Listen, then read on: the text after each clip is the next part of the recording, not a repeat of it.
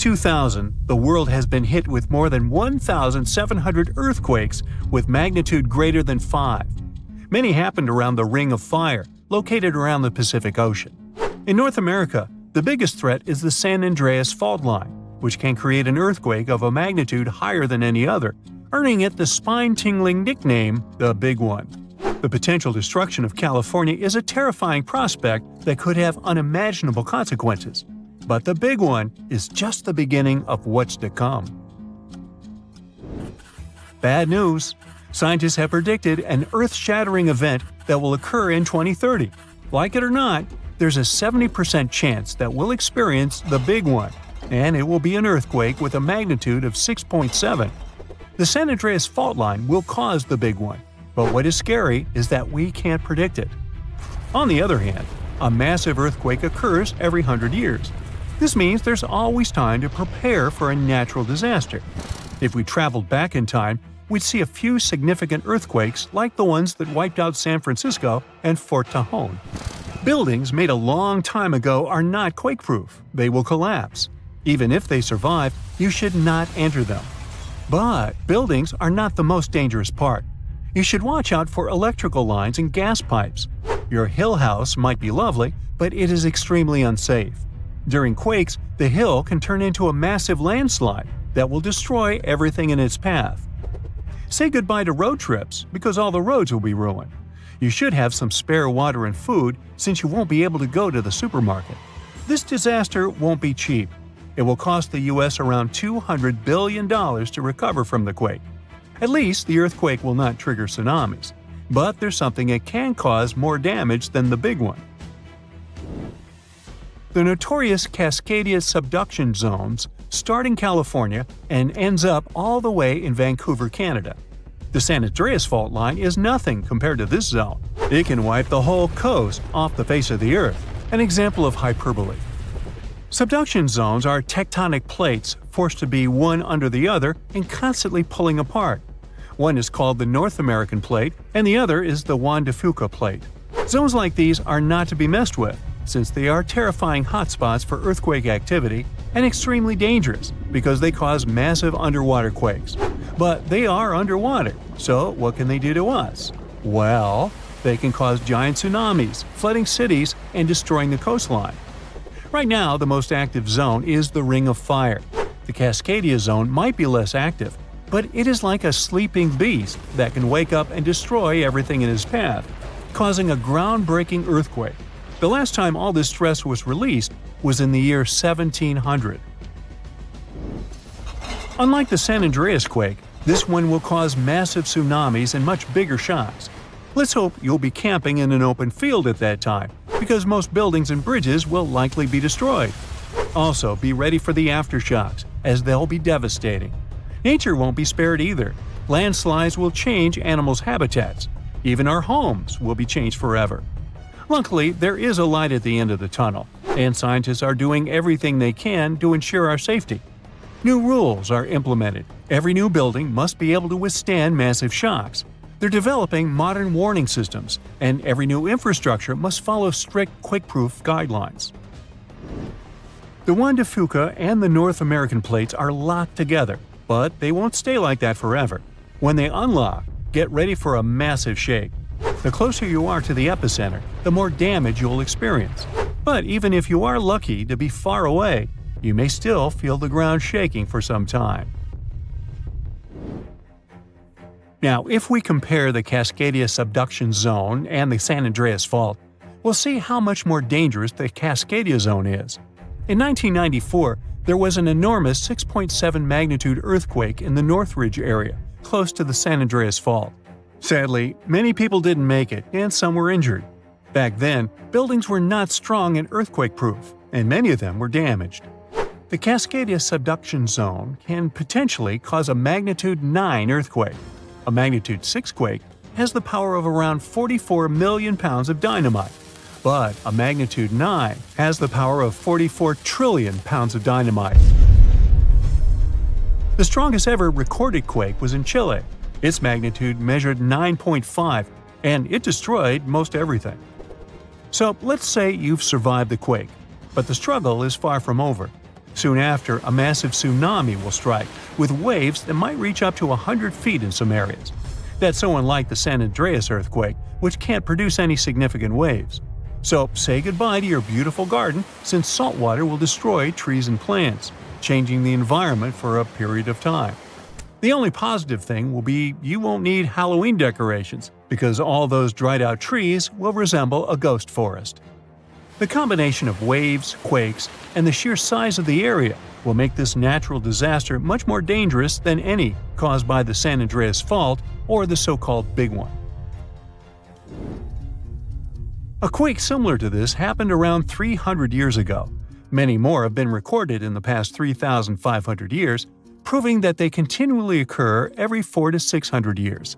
So, technically, we have around 100 to 300 years before the next big one hits. We still have no idea how exactly the Cascadia subduction zone works, because we discovered it in 1970.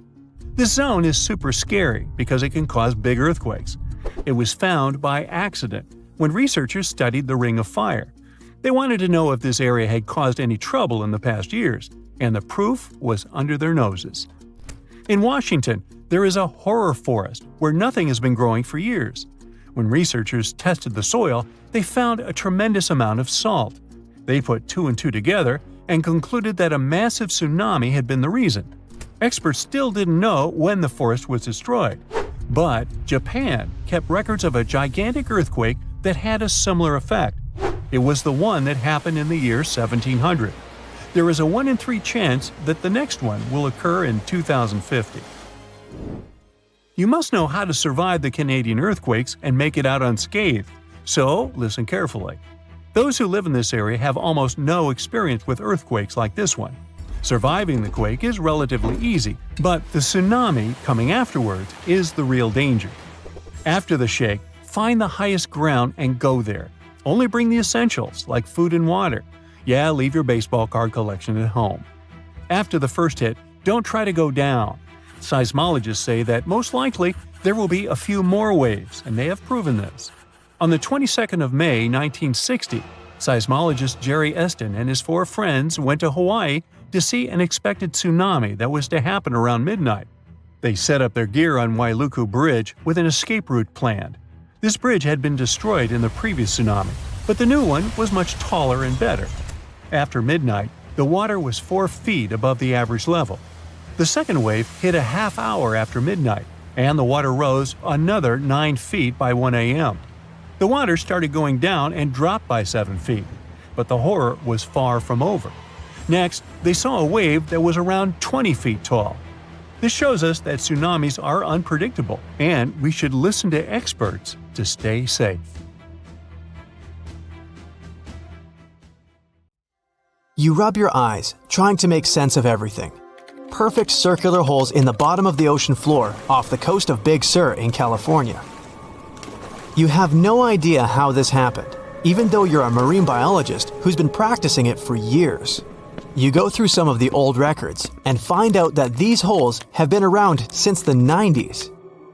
In 1999, a ship-mounted sonar conducted a survey and found 5,200 of these pockmarks, or large holes over 500 square miles, on the ocean floor. They look like moon craters underwater. You contact your team and get the robot ready to go down and explore the scene and bring back a few samples. You and the team drive to the coast and hop on the boat. You're sitting inside controlling the robot with a joystick. Your teammate sets the robot in the water and drives it down. Everything seems normal near the surface, but as the robot goes lower, the pockmarks start appearing. A bunch of boats swift past you, making you lose your balance and focus. The robot turns on the flashlight so you can see better. But as it goes lower, the resolution is less crisp. It almost reaches the bottom, and the holes are smooth and nearly perfect circular shapes. Some of these holes that were visible in the sonar reading measure more than 30 feet across and 15 feet deep. You show the rest of your teammates the images, and they're shocked. The robot continues swimming, but there appear to be more holes all around. Many of them are too small for the scanner to capture from above. These microdepressions are steep and have sort of tails going in a certain direction. It's possible that the currents underwater played a role in their shape. Everywhere the robot swims, there are new holes all around. After a couple of hours, the robot goes back to the boat with some samples. You take them back to the lab and study them. The robot clearly captures images of human trash, but the samples don't indicate anything alarming for now.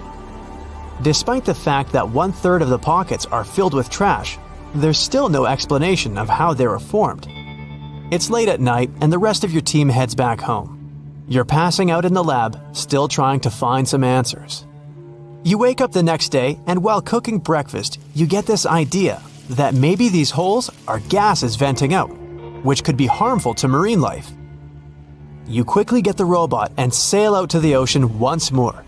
This time, you didn't even think about calling your teammates. You place the robot in the water and get behind the screen to control it. The robot descends to the bottom of the ocean and does a survey. So far, the holes still seem to be covered with trash. But some of the holes have marine life dwelling inside, like fish and seaweed. After much scanning, it doesn't look like they're producing any bubbles, which means there aren't any gases venting out, but you're determined to find them. After a while, you reach one of those large pockmarks, and the robot starts scanning around. You find some bubbles coming from a source, but the robot can't reach it. It swims around trying to find a spot, but nothing. You bring the robot back to the lab and work on it. You attach some mechanical arms on it that can lift things and move them.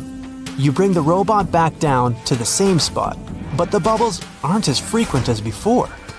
You use the arms to move some of the trash and find out that the bubbles are being produced by a group of crabs chilling next to a pile of plastic. Bingo! The bad news is, you still don't have a clue why the microdepressions and pockmarks exist. As you try to control the robot to go back to the surface, an octopus wraps its tentacles around it, pulling the robot down. You struggle with the controls and push it to maximum power, but the suctions of the octopus are too strong to break off. It's a game of tug-of-war with the octopus and your robot. It takes the robot under a pile of trash, thinking it's lunch. But you use the arms to maneuver the robot out and swim back to the surface. You go back to the lab even more confused. The robot has collected more samples for you to study. Your eye is glued to your microscope, trying to figure out what's going on, but nothing. You decide to do a carbon dating test to determine how old these holes are. After a while, you check out the results and are even more stunned than before. They show that the holes are around 400,000 years old, so it's likely that human trash wasn't the cause for all this. You pull many all-nighters trying to figure out the truth. You gather your team once more and hold a small press conference about this. You claim that this may be something we should be extremely worried about, but you still can't tell them more than what you know. With all the brain work put together, you find out that the large pockmarks haven't changed or been active for more than 50,000 years.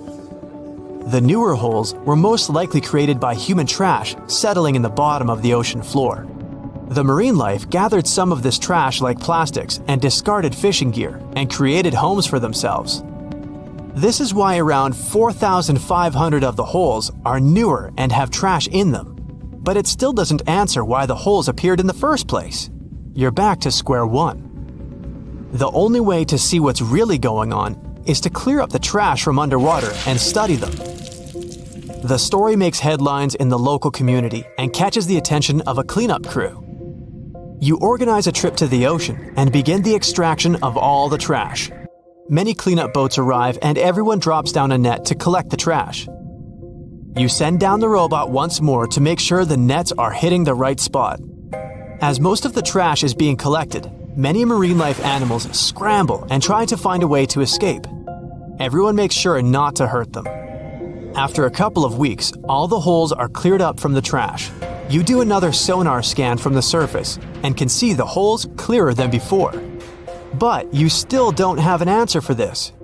You do some more research trying to see if any other holes appeared around the world. On the other side of the country is a mysterious blue hole off of Florida's Gulf Coast.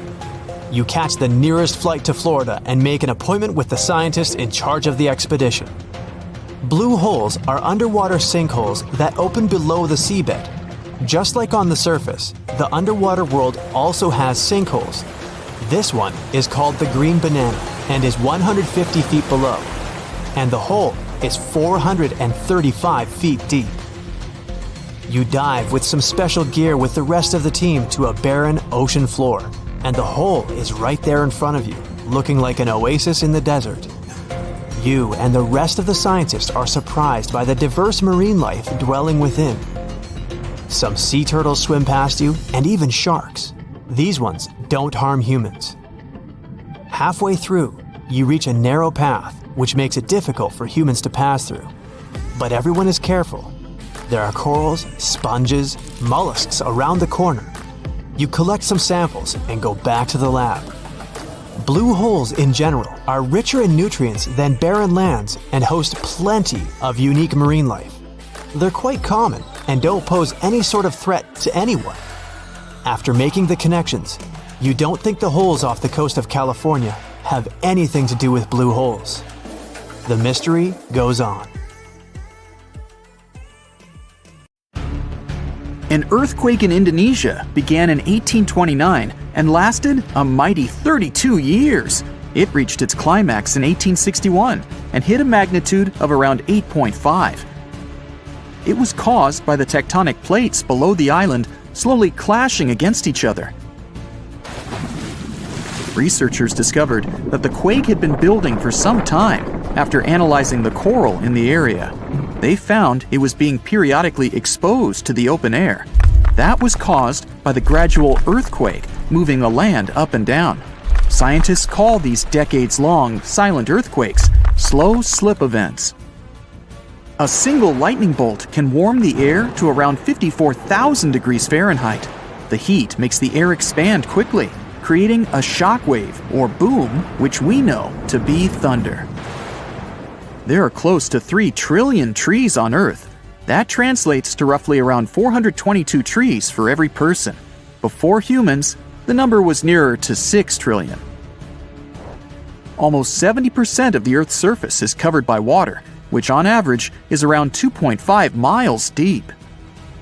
97% of Earth's volcanoes lie underwater, as well as the mid-ocean ridge, a massive mountain range that is over 40,000 miles long. Humans have mined around 190,000 tons of gold from the planet. Experts predict there is around 20% still left to be mined, but this figure is constantly changing. The world's largest active volcano is in Hawaii. Called Mauna Loa, it's over 2.5 miles above sea level. Given that most of it is underwater, the volcano's summit is a staggering 11 miles from its base. That's the same length as over 160 football fields. The highest ever recorded temperature on Earth was a sweltering 136 degrees Fahrenheit. It was recorded in El Azizia, or modern-day Libya, on September 13, 1922. The lowest temperature was a chilling minus 129 degrees Fahrenheit, recorded at Russia's Vostok station in 1983. Earth is the 5th largest planet in the solar system, behind Jupiter, Saturn, Uranus, and Neptune. It has a circumference of roughly 25,000 miles, and it would take the average person around 8,300 hours to walk around the face of the Earth. The separation between Earth's land masses would make such a trek almost impossible, though. It takes 365.25 days for the Earth to orbit the Sun.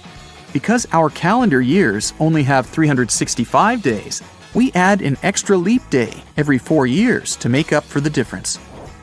Russia is the largest country on the planet, with a total area of about 6.5 million square miles. It encompasses more than 1/8 of the Earth's inhabited land area, but still has a relatively small population given its size.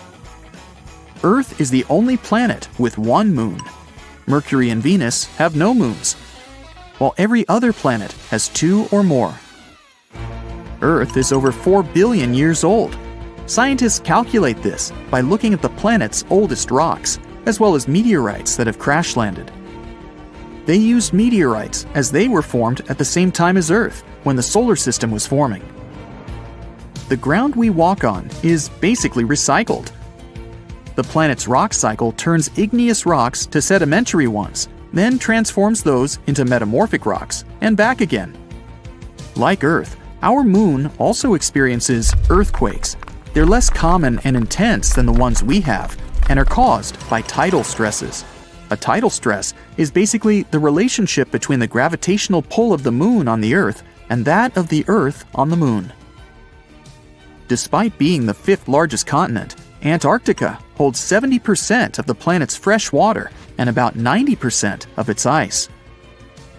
Bangkok is the most visited city in the world, boasting 23 million visitors in 2019 alone.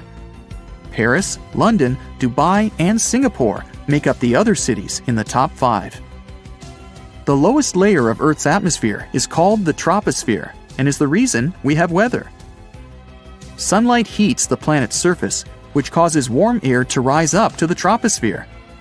This air then expands and cools as the air pressure decreases and sinks down, where it is then warmed by the Earth again. Coral reefs are the largest living structures on the planet, with some even being visible from space. Coral reefs hold the most species per area of any of Earth's ecosystems, even more than rainforests. Earth got its name around 1,000 years ago, and it comes from the German word meaning the ground, but there's no evidence to show who actually named it. Of all the planets, Earth is also the only one which is not named after a Greek or Roman deity. The deepest point of the ocean is the Mariana Trench. It's a whopping 7 miles below sea level.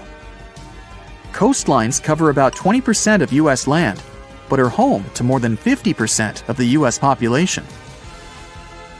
The Earth isn't actually a sphere. It's more like a squished ball that bulges at the equator. The bulge is caused by the force of the Earth spinning, which makes the north and south poles slightly flat. The Earth spins on its axis, which is basically an imaginary straight line. Earth has seasons because the axis is tilted, causing the sun's rays to hit different parts of the planet more directly, depending on the time of year. If the sun was as tall as a standard door, the Earth would be around the size of a nickel. The Earth's rate of rotation is gradually decreasing. It's happening so slowly that it would take as much as 140 million years for the length of a day to increase to 25 hours. Get equipped for any season with brand new Brightside merch. Click the link and grab your print. The biggest animal on Earth is the Antarctic blue whale. It can reach lengths of 100 feet and weigh up to 400,000 pounds, which is around the same as 33 elephants. The temperature at the center of the Earth is around the same as the surface of the Sun, at almost 10,000 degrees Fahrenheit. Earth is around 10,000 times older than humans. Earth is around 4.5 billion years old, whereas humans have been around for, at most, 450,000 years. There are around 34,000 known species of fish. The actual number is way higher, though, as a whopping 95% of our oceans still haven't been explored. America's Route 66 is longer than the journey to the Earth's core. The distance to the core is roughly 2,000 miles. Route 66 is almost 2,500 miles.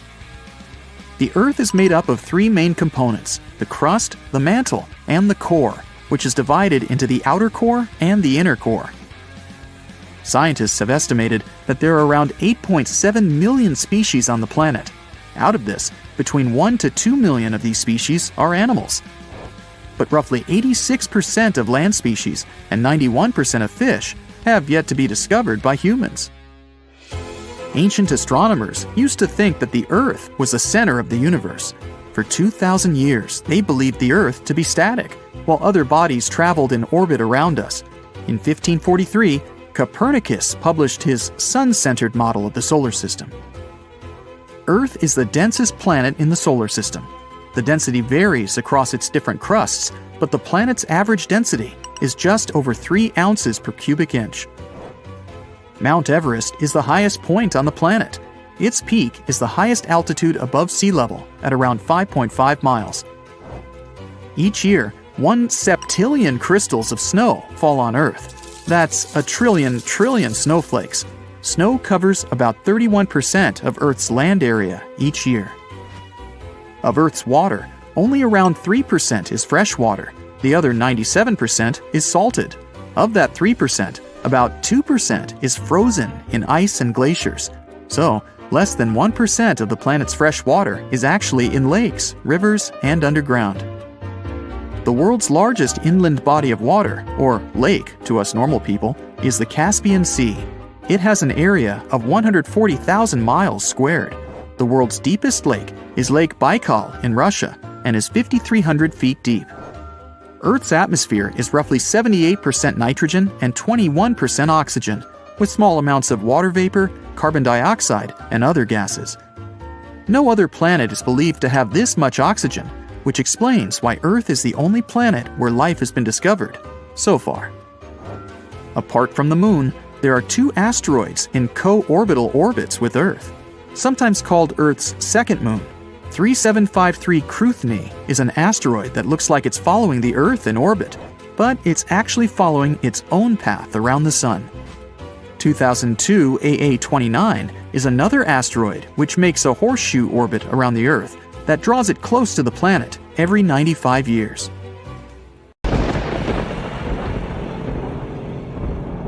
For hundreds of years, people in the US have reported hearing strange, loud booms. These mysterious sounds are called skyquakes. And yep, it's a real thing. If you've ever heard a loud, distant booming noise that definitely wasn't a thunderstorm or a car engine backfire, congrats, it looks like you've experienced a skyquake yourself. People report them all around the globe, from the US to India and Japan. They go under different names, and we still don't know why exactly they happen. Sometimes these booms come together with earthquakes. People heard them during the New Madrid earthquakes in the early 19th century and up until January 2020.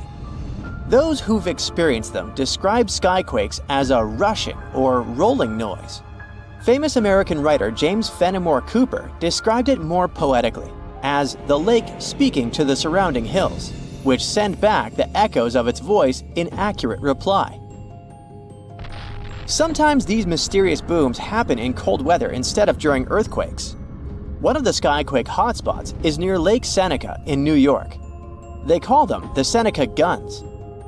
The booms can be so loud that they shake windows and doors. Back in August 1886, after an earthquake in Charleston, people heard these noises for several weeks, happening at the same time as many aftershocks from the earthquake. In 2020, scientists from the University of North Carolina looked at old news pieces, especially from North Carolina, where people have often reported these sounds. They hoped to match the noises with earthquakes data, but they didn't find any link between the sounds and earthquakes. One of the researchers said they believe the noises are happening in the air, not underground.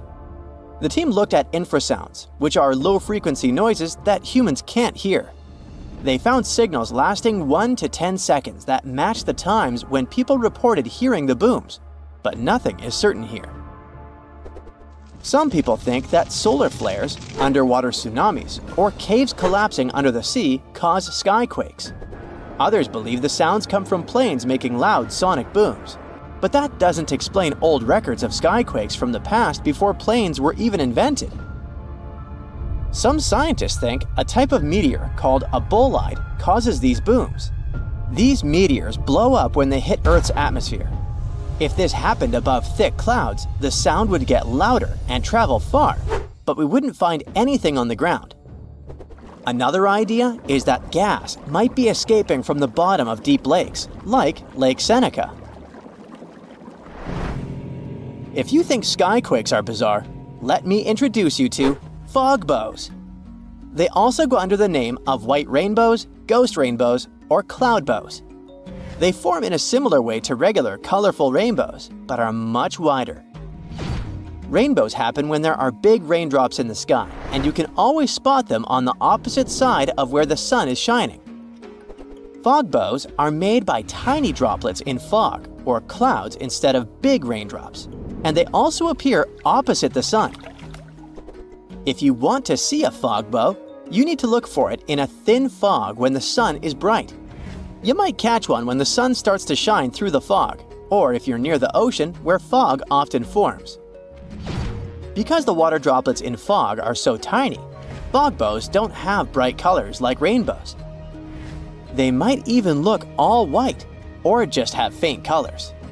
Some fog bows are hard to see at first because they blend into the mist, but once you spot them, they're easy to recognize. The next rare weather phenomenon you gotta watch out for is thunder snow. You guessed it right, it's a special type of thunderstorm that happens during a snowstorm. Unlike regular thunderstorms that often strike in the spring and summer, thunder snow is much rarer because it happens in the strongest winter storms, like big blizzards, and at the same time needs warm air, which isn't a frequent combo. So, for thunder snow to happen, there needs to be moisture in the air, some instability, and something to lift the air like rising winds. Just like in normal thunderstorms, lightning can appear when you hear thunder. Thunder snow lightning usually goes from cloud to cloud instead of hitting the ground, and the thunder sounds different too, more like a low rumble instead of a loud boom, because the snow muffles the sound. You aren't so likely to get struck by it, but it's still important to stay inside when you hear thunder to stay safe. Northern Lights fans, this one is for you. Scientists noticed a new kind of glow in the sky that looked like a purple streak. They nicknamed it Steve as a joke, but later gave it a more scientific name: Strong Thermal Emission Velocity Enhancement, Steve for short. Steve is actually a fast-moving stream of super hot gas that always moves west and only shows up before midnight. They wondered if something like Steve could happen after midnight, but moving in the opposite direction. And now, scientists think they found the anti-Steve by looking at data from a research station in Norway. In December 2021, they took a picture of a bright purple streak stretching for 620 miles in the sky, and it only appeared after midnight. Satellites from the European Space Agency also measured the conditions in this part of the sky and found that the ions were moving eastward. Steve's late-night twin hasn't been officially named yet, but it would be cool if it was called SAM, which is short for Steve after midnight. If you've ever seen snow on a sunny day when falling from the sky without a single cloud, it must have been diamond dust.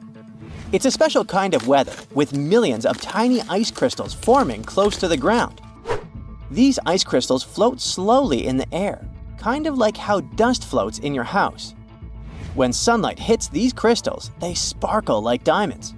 Unlike regular snow, diamond dust can fall from a cloudless sky, which is why they sometimes call it clear sky precipitation.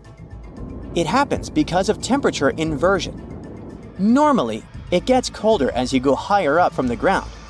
But in a temperature inversion, the cold air stays near the ground, and warmer air sits above it. The warm air has more water vapor, and when it mixes with cold air near the ground, it turns directly into ice crystals, and diamond dust is born. For this to happen, the air near the ground has to be really, really cold, way below freezing temperature. Diamond dust can fall for days, but it's so light that it usually doesn't pile up on the ground like regular snow. A fall streak hole, also known as a hole punch cloud, is next on our list. This big circular or oval-shaped gap sometimes appears in certain clouds. These types of clouds float high up in the sky and are often made of tiny water droplets that are colder than freezing, but they haven't frozen yet. These special water droplets are called supercooled, and they need a reason to freeze. Ice crystals give them that reason. When a plane flies through the cloud, it can bring those ice crystals into the cloud. Once the ice crystals are there, the supercooled water droplets freeze quickly, get bigger, and start to fall from the ground. This creates a hole in the cloud, and as more nearby droplets freeze, the hole gets bigger and spreads outward. Any tornado is scary, but a fire tornado takes the horror to a new level. These bad boys are spinning towers of flame and ash that form when there's extreme heat, strong winds, and uneven ground. The intense heat from the fire causes hot air to rise quickly. Cooler air from the sides rushes in to replace it and creates strong winds. When winds from different directions meet, it makes the fire spin like a tornado. It gets stronger and can even create its own weather. It pulls in flames, ash, dirt, and anything in its path. The winds can reach speeds of over 140 miles per hour, and these fire tornadoes can last for more than 20 minutes. You have friends over for dinner. You set your drink on the counter and go help your friend set out some desserts. When you get back, you notice the liquid in your cup. It's sloshing around and the ice cubes look like ships on a rough sea. Now you feel it too. On the ceiling, the chandelier is swinging like mad. Then you hear someone scream, "Earthquake!" The house and everything in it is rocking back and forth. You try to run for cover, but the shaking keeps you stuck in place, fighting to keep your balance. The cabinets look possessed, and glasses and dishes fly out and smash on the floor. The bookshelves topple over, and everything hanging on the walls sways and falls off. You duck under the dining room table, trying not to get hurt on all those broken dishes. Yeah, you've been through earthquakes before, but none like this. Checking your phone? Typical, no signal. You can't believe what's about to happen. The screams get louder, and suddenly the whole house collapses. The biggest earthquake ever recorded happened in Chile in 1960. Disaster came in the afternoon, just when everyone was out enjoying themselves. To cause serious, life-changing damage, you need to have a magnitude of around 7 or so on the Richter scale. This one was 9.5. This part of Chile is smack dab on the so-called Ring of Fire, the most active volcanic and seismic area in the world along the Pacific Rim. The initial shaking lasted around 10 minutes, and after 2 days, many aftershocks were still strong enough to set off a volcano in the south of the country. But that's not where it ended. The earthquake unleashed a series of tidal waves all over the Pacific Ocean, with some reaching over 80 feet high. The waves in earthquake were so strong that they even affected Hawaii, Japan, and the Philippines. It caused around $500 million $1960 worth of damage. Many were left homeless. Much of their infrastructure was smashed too. Buildings as far as the eye could see were toppled, and debris piled everywhere.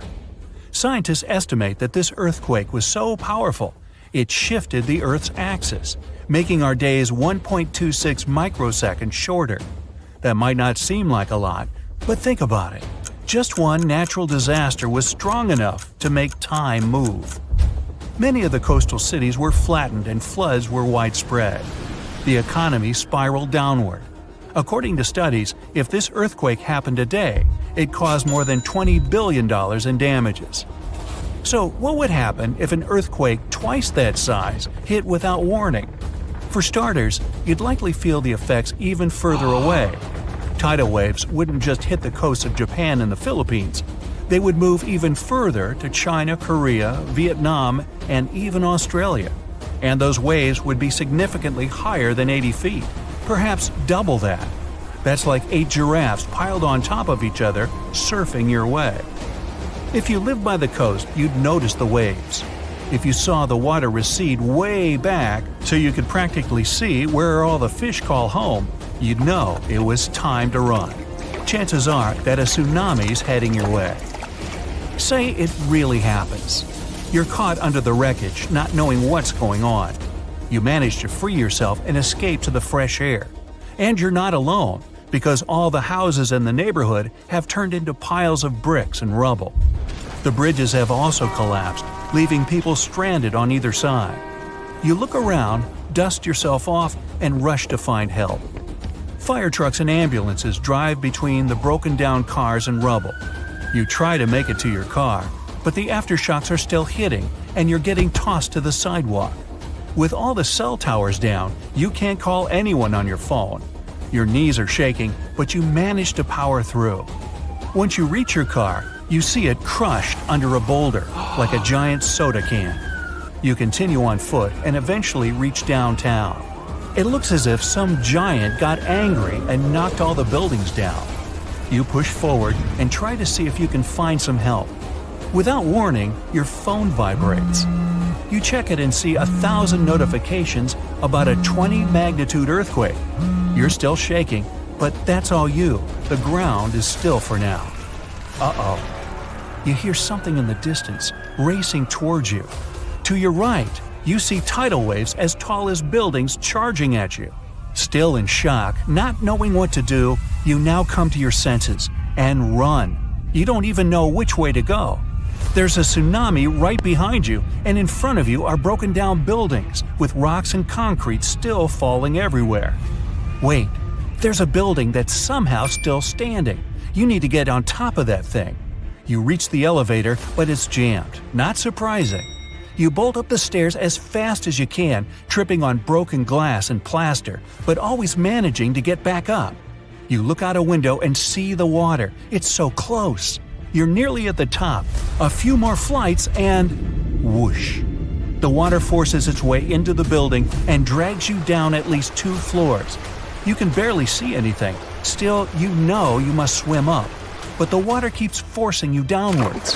After about 30 seconds, you manage to swim your way out and continue climbing to the top. You scramble to the top floor and collapse on the roof. You're safe for now.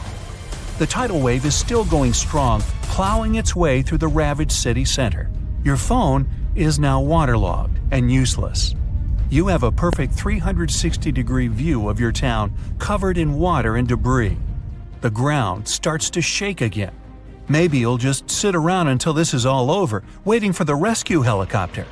But then, a loud explosion that almost breaks your eardrums shakes the ground even more. Off in the distance, smoke is rising, and soon it covers the entire sky. Darkness hides the morning sun. That's when you can see lava shooting up into the air and landing nearby. The lava forms into a river, flowing its way into town, block by block. With this much seismic movement and the high intensity of the earthquake, the world's tectonic plates have shifted so that magma is pushing its way to the surface. From the earth, steam begins to vent. Then the heat hits you. You see the magma cover the ground like a blanket, eating up every car in its way. What's worse is that the magma is melting the foundations of the buildings that managed to withstand the earthquake and the tsunami. The buildings in the distance are now sinking and collapsing into the raging lava pool that's replaced your town. One by one, every building descends. That means, uh-oh, the building where you're standing is also swaying. It's about to fail. That's when you see the light. You look up and see a helicopter above in the distance. You wave your arms, run around, jump, anything to get noticed. And it works. The chopper makes a few circles and finally drops you a rope ladder. As you're lifted in the chopper, you take a good look at the world below you as it wriggles around like noodles in a strainer. You land a few miles out and are immediately treated by a doctor in an emergency triage center. You were one of the lucky ones. A year later, the tsunami water has receded. The lava that flowed inland has cooled, but all that magma permanently changed the ground below it, and the whole town is gone. The disaster has thrown the entire country into a financial nightmare that'll last decades. It takes months to survey the town, making sure there's no dangerous electrical wires or busted gas pipes anywhere. They're rebuilding your town farther inland from where the old one was. In other towns, they rebuild directly over the ruins. In others, they just decide to move everyone to a nearby city. It's 9:59 a.m. when a man is jolted awake in his bed by a powerful, mysterious force. While he's trying to figure out what's going on, a giant 100-foot-tall column of water is already surging toward his hometown. In 20 minutes, most of his friends and family members will lose their lives when a sky-high wall of water sweeps away buildings, trees, and cars. And it can happen to you at any given time. It's the day after Christmas in 2004. Thousands of tourists from Europe and America are enjoying tropical beaches in Thailand, Sri Lanka, and Indonesia when a powerful undersea earthquake strikes off the western coast of northern Sumatra, Indonesia. It's a 9.3 magnitude earthquake, the most powerful ever recorded in Asia. It triggers one of the largest tsunamis in history, the Boxing Day tsunami, which will take the lives of 230,000 people within a few hours. The city of Banda Aceh in Sumatra, Indonesia, home to 260,000 people, is the closest to the earthquake's epicenter. In less than half an hour after the quake, huge 10-story tall waves crash into the city. More than 60,000 people lose their lives immediately. The destruction is so severe that almost no one in its path survives. Next, the tsunami hits Thailand. The waves, rushing at a mind-boggling 500 miles per hour across the Indian Ocean, reach the shores of Phang Nang and Phuket about 90 minutes later. Despite such a significant time gap, both locals and tourists are caught totally off guard. Many beachgoers even walk out onto the beach, curious about the strangely receding sea, only to be overtaken by a towering wall of water. Nearly 5,400 people, including 2,000 foreign tourists, won't survive that day in Thailand. An hour after Thailand, the tsunami hits southeastern India near Chennai. Debris-filled waves push miles inland, taking the lives of more than 10,000 people. Sri Lanka faces even worse devastation. The island will lose over 30,000 people, and hundreds of thousands will become homeless. The tsunami's incredible strength is evident even far away. 8 hours later, it claims its last victims in South Africa, 5,000 miles from the quake's epicenter. There, rogue waves catch swimmers off guard. Researchers from NOAA's Center for Tsunami Research explain that the destruction was due to the sheer power of the earthquake. It originated from a megathrust fault. That's where heavy ocean plates dive beneath lighter continental plates. These faults are the largest in the world and lie underwater. The 2004 earthquake ruptured a 900-mile stretch of the Indian and Australian plates, 31 miles beneath the seafloor. Plus, instead of one quick jolt, the quake lasted for 10 minutes and released an unimaginable amount of energy. During the shaking, massive sections of the seafloor moved upwards by 130 feet. That's a lot. Such a sudden movement set colossal waves rippling across the ocean. Imagine it like dropping a massive pebble into the water. The thing is, tsunami waves aren't like those surfing waves you may imagine. No, they look like a fast-moving whitewater river that floods everything in its way. If you get caught in those raging waters, it's almost impossible to survive. If the powerful currents don't pull you under, floating debris will. That's the reason why, during earthquakes, there are usually many injuries and fewer lives lost. With tsunamis, it's the opposite. There's way fewer injuries than fatalities because it's too hard to survive. Catastrophic tsunamis like the one in 2004 are rare. That's why India and Sri Lanka had no record of such disasters.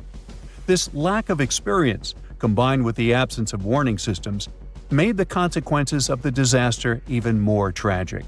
People didn't feel the earthquake because they were far from the epicenter. And with no natural warning signs, no official alerts, and no history of tsunamis, the waves that hit crowded coastlines had devastating effects. By the way, the Pacific Ocean, the largest ocean on Earth, is where most earthquakes and tsunamis occur. Locally damaging tsunamis strike somewhere in this ocean about once every 1 to 2 years. 76% of the recorded fatal tsunamis happened in the Pacific. And 99% of tsunami casualties are caused by local or regional tsunamis, which occur more often and hit quickly. But then a question arises: could a tsunami as devastating as the Boxing Day one happen again? Unfortunately, the answer isn't very straightforward. A warning system has indeed been established in the Indian Ocean. Its goal is to alert coastal nations of potential tsunamis. But human behavior is still a critical challenge.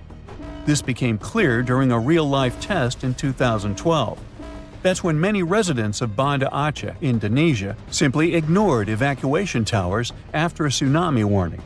People never seem to learn, huh? The Indian Ocean Warning Network uses undersea pressure sensors placed near tectonic plate fault lines. These sensors detect any changes and transmit data to surface buoys, which then send it via satellite to control centers on land. Authorities analyze the information and decide whether to issue warnings and evacuate at-risk areas. Aceh, located on one of the world's most active fault lines, implemented additional safeguards. They installed sirens in coastal cities, and people get alerts on their cell phones. Plus, there are evacuation towers, reinforced concrete structures capable of holding 500 people. They are special safe zones. Authorities did test how well prepared people were. In 2009, 18 Indian Ocean countries participated in an evacuation drill, simulating a large earthquake. Thousands of coastal communities took part in this drill, and officials concluded that the exercise had been a success. Fast forward to the system's first real test in April 2012. An 8.6 magnitude undersea earthquake west of Aceh triggered tsunami warnings. And even though there were no significant waves, the whole situation revealed critical flaws. Many residents ignored evacuation towers, choosing instead to flee by car or motorbike. This led to citywide traffic jams, with people getting stranded in areas vulnerable to a potential tsunami. It was chaos. Some residents even went back to the beach to look for the signs of a tsunami, which is a life-threatening mistake. So apparently, there is still a lot of work to do when it comes to tsunami survival. But what you need to know by heart is the signs of an impending tsunami. First of all, it's severe ground shaking. Strong earthquakes near coastal areas can generate tsunamis. If you notice that water on the beach starts to recede at an alarming rate, exposing the ocean floor, reefs, and stranded fish, run. Then there might be unusual ocean sounds. Keep in mind that a loud roaring noise, resembling a train or jet engine, may accompany an approaching tsunami. If you notice any of these warning signs, do not wait for official evacuation orders. Leave low-lying coastal areas immediately and move to higher ground as fast as possible. If you're at home, make sure your family members know about the tsunami and follow official guidance. You should remember that locally generated tsunamis may strike within minutes. You have to act quickly. If it's a distant tsunami, you may have more time to evacuate. If you don't have an opportunity to move inland, hide in high reinforced concrete buildings. Avoid staying in small buildings or homes in low-lying areas. If you're on a boat, stay offshore. Tsunami activity isn't as dangerous in deep water, so avoid returning to port during a tsunami warning. If you're already in port, check with harbor authorities for guidance.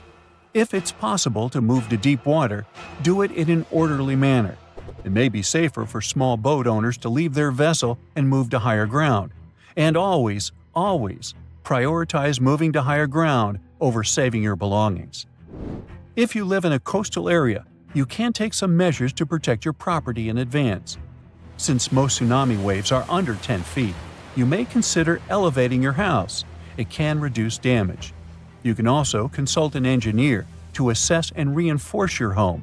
And finally, don't forget to protect outbuildings too, and create fences that will allow animals to reach higher ground. The protective shield of our planet decays and eventually fails. So do our satellites. First, communication satellites in the highest orbits go down. Next, astronauts in low Earth orbit can no longer contact their mission control center. And finally, hazardous, relentless cosmic rays start bombarding everything on Earth, causing havoc and devastation. Are these the terrifying consequences of the planet's magnetic field reversal we're going to face? Right now, as you're watching this video, Earth's north magnetic pole is extremely out of whack. It's so serious that scientists will have to update the global magnetic field model released a mere 4 years ago. Does it all mean that the magnetic pole of our planet will flip soon? Well, be patient, we'll figure it out a bit later.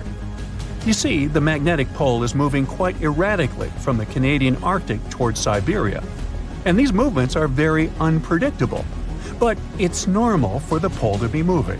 There are long-term records from London and Paris that prove that the North Magnetic Pole moves randomly around the rotational North Pole over periods of several hundred years. But the most astonishing thing about its movement is that it's speeding up. Around the mid-1990s, the magnetic pole unexpectedly accelerated from a bit over 9 miles to 34 miles a year. And recently, the pole crossed the international date line, moving toward the eastern hemisphere. The European Space Agency launched extremely accurate magnetic field satellites in 2013. Thanks to them, researchers have superb data they can use not only to make magnetic field maps, but also to update them every 6 to 12 months. That's how they were able to notice that the core field was weakening too. It might be a sign that the planet's magnetic field is about to flip. To understand this process better, we need to figure out how the core field works. Let's say we've got a bar magnet that runs through the center of our planet and has a north and a south pole. This magnet is incredibly strong, representing about 75% of the intensity of our planet's magnetic field at the surface. Our bar magnet is not only moving, but is also getting weaker, by about 7% every century. Admittedly, this bar isn't the perfect representation of the core field. It's more like electric currents generating Earth's magnetic field. Still, this model makes it easier to see what's happening to our planet now. The magnetic field of our planet plays an important role in protecting us from dangerous radiation and geomagnetic activity, which is the product of the interaction between the solar wind and Earth's magnetosphere. Earth's magnetic field also moves. Scientists have been studying and tracking the movement of the magnetic poles for hundreds of years. The historical motions of these poles indicates changes in the global geometry of the magnetic field of our planet, and they may point to the beginning of the field reversal too. That's what the flip between the north and south magnetic poles is sometimes called. You see, if the north magnetic pole moves a bit, it isn't a big deal. But a complete reversal might have a serious impact on the climate of our planet, as well as modern technology. Luckily, such flips don't happen overnight. The entire process stretches over thousands of years. Plus, even though the magnetic pole weakens during a pole reversal, it doesn't disappear completely. So those scary events from the beginning of the video aren't likely to happen to us. The magnetosphere will continue protecting the planet from cosmic rays and charged solar particles, even though there might be some amount of particulate radiation that will make it to Earth's surface. Magnetic fields are generated by moving electric charges. If some material allows these charges to easily move in it, it's called a conductor. Metal is a great conductor, and we often use it to transfer electric currents from one place to another. In this case, the electric current is negative charges called electrons moving through the metal. The current is what generates a magnetic field. Earth has a liquid iron core. In other words, there are layers and layers of conducting material inside our planet. Currents of charges are constantly moving through the core, and the liquid metal is also moving and circulating there, generating the magnetic field. This magnetic field, in turn, produces something resembling a bubble around the planet. It's called the magnetosphere, and it's located above the uppermost part of the atmosphere. This layer shields and deflects high-energy cosmic radiation, which otherwise would be extremely dangerous to people and other forms of life on Earth. The magnetosphere also interacts with the ionosphere, the layer of our planet's atmosphere containing loads of ions and free electrons and capable of reflecting radio waves. The interaction between these two layers and the magnetized solar winds is what scientists call space weather. The solar wind is normally mild, and there's no space weather whatsoever. But sometimes, the sun starts shedding gargantuan magnetized clouds of gas that can accelerate to incredible speeds. They're called coronal mass ejections, or CMEs. They're ejected from the sun over the course of several hours. CMEs usually look like giant twisted ropes and can occur spontaneously. Their frequency varies according to the 11-year-long solar cycle. For example, at a solar minimum, you can observe one ejection per day, and when the sun is in its most active phase, there might be 3 CMAs per day. Coronal mass ejections disrupt the calm flow of the solar wind and cause serious disturbances that can damage stuff both in space near Earth, like satellites, and on the planet's surface. If coronal mass ejections make it to Earth, their interaction with the magnetosphere generates geomagnetic storms. Those can trigger auroras, happening when a stream of energized particles hits the atmosphere and lights up. And then there are also solar flares. They develop more rapidly and with much more energy than coronal mass ejections. Solar flares often occur soon after coronal mass ejections. The most powerful volcanic eruptions pale in comparison to solar flares that release 10 million times more energy. Within a few minutes, one solar flare can give out billions of tons of charged particles. Solar flares are also insanely hot, with temperatures reaching several million degrees Fahrenheit. Astronomers believe that such bursts of solar radiation happen when the sun's magnetic field gets twisted in some regions. At one moment, all the pent-up energy is released. The star sends out light and particles, mostly electrons and protons. Most solar flares last for minutes, but some continue for hours. A powerful solar storm can potentially cause a devastating global blackout on Earth. If not for the Earth's magnetosphere, the effects of the sun's activity would be much more devastating. Luckily, the magnetosphere deflects most of the solar material hurtling towards our planet from our star at a speed of over 1 million miles per hour.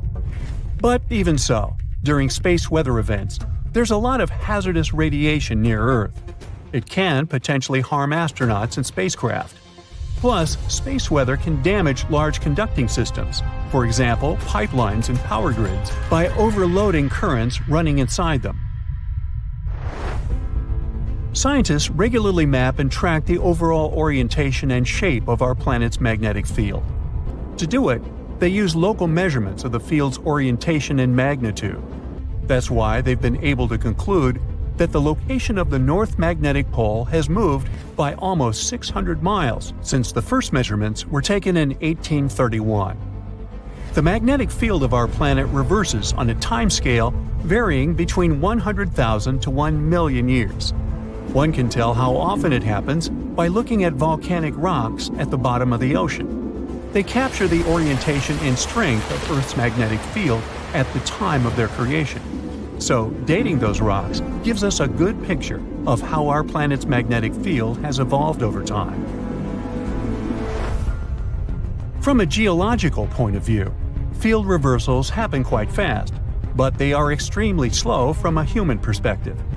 A complete reversal normally takes a couple of thousand years, but during this time, the orientation of the magnetosphere may shift, exposing more of Earth to cosmic radiation. Such events tend to change the concentration of ozone in the atmosphere. In any case, scientists can't say for sure when the next field reversal will happen, but they keep mapping and tracking the movement of our planet's magnetic north. By the way, the Earth isn't the only planet with a magnetic field. Gas giants, like Jupiter, also have a conducting metallic hydrogen layer that generates their magnetic fields. Jupiter's internal magnetic field prevents the solar wind from interacting directly with the planet's atmosphere. So, in the end, will the sun be to blame for destroying our planet? Or how about a huge meteorite? Or some kind of disease? Probably not. It seems that life will disappear for a very unexpected reason. Humans, animals, insects, fish, and most microbes will be wiped off the face of the Earth because of oxygen, or more precisely, because of its absence. Recent research has shown that the number of freshwater reservoirs with very low or no oxygen levels in coastal areas is increasing worldwide. Over the past 65 years, 4 times more oxygen-deficient waters have appeared in the world's oceans. What does it all mean? It's likely that life on Earth will vanish much sooner than the sun's energies dries up all the oceans. The end is likely to come in a little more than 1 billion years. But this doesn't mean that the planet will disappear too. The period when Earth is filled with oxygen will make up just about 20 to 30% of the total lifespan of the planet. So we're just temporary guests here. Just think how long that is, 1 billion years. The first Homo sapiens appeared only about 300,000 years ago. That is, the entire history of humanity occupies less than 500,000 years. So relax. 1 billion years won't pass very fast. By that time, humans won't be on Earth anymore. We might master space travel and find a new planet in the vast depths of space. But why can we lose air?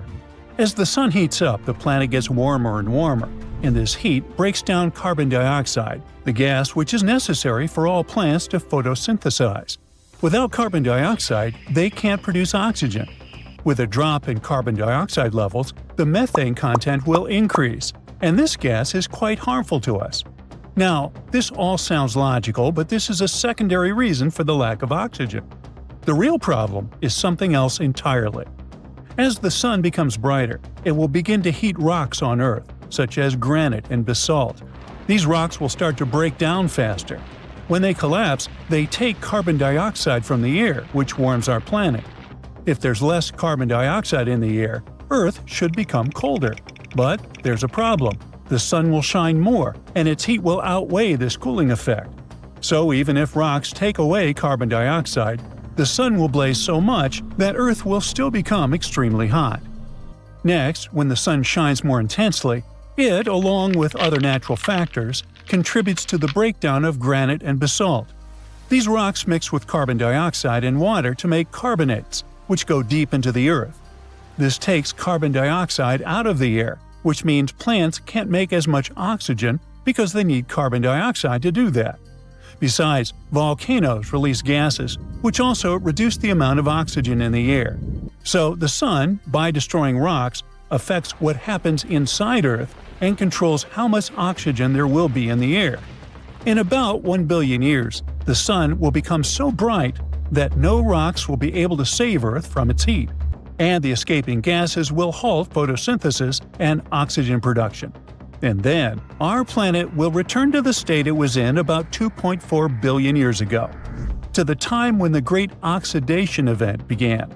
And this event was much more important than, say, the first Olympic Games or the appearance of humans on the planet. Billions of years ago, there was almost no oxygen on Earth. Instead, there was a soup of gases, such as nitrogen, ammonia, methane, carbon dioxide, and others. Yes, we have these gases in the atmosphere today, but there used to be a lot more of them in the past.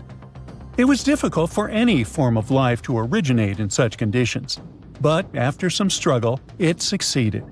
At first, Earth was inhabited by the simplest bacteria, including cyanobacteria. They learned how to make oxygen using sunlight, water, and carbon dioxide. These bacteria worked for millions and billions of years and made so much oxygen that it began to accumulate in the air. This was what we now call the Great Oxidation Event.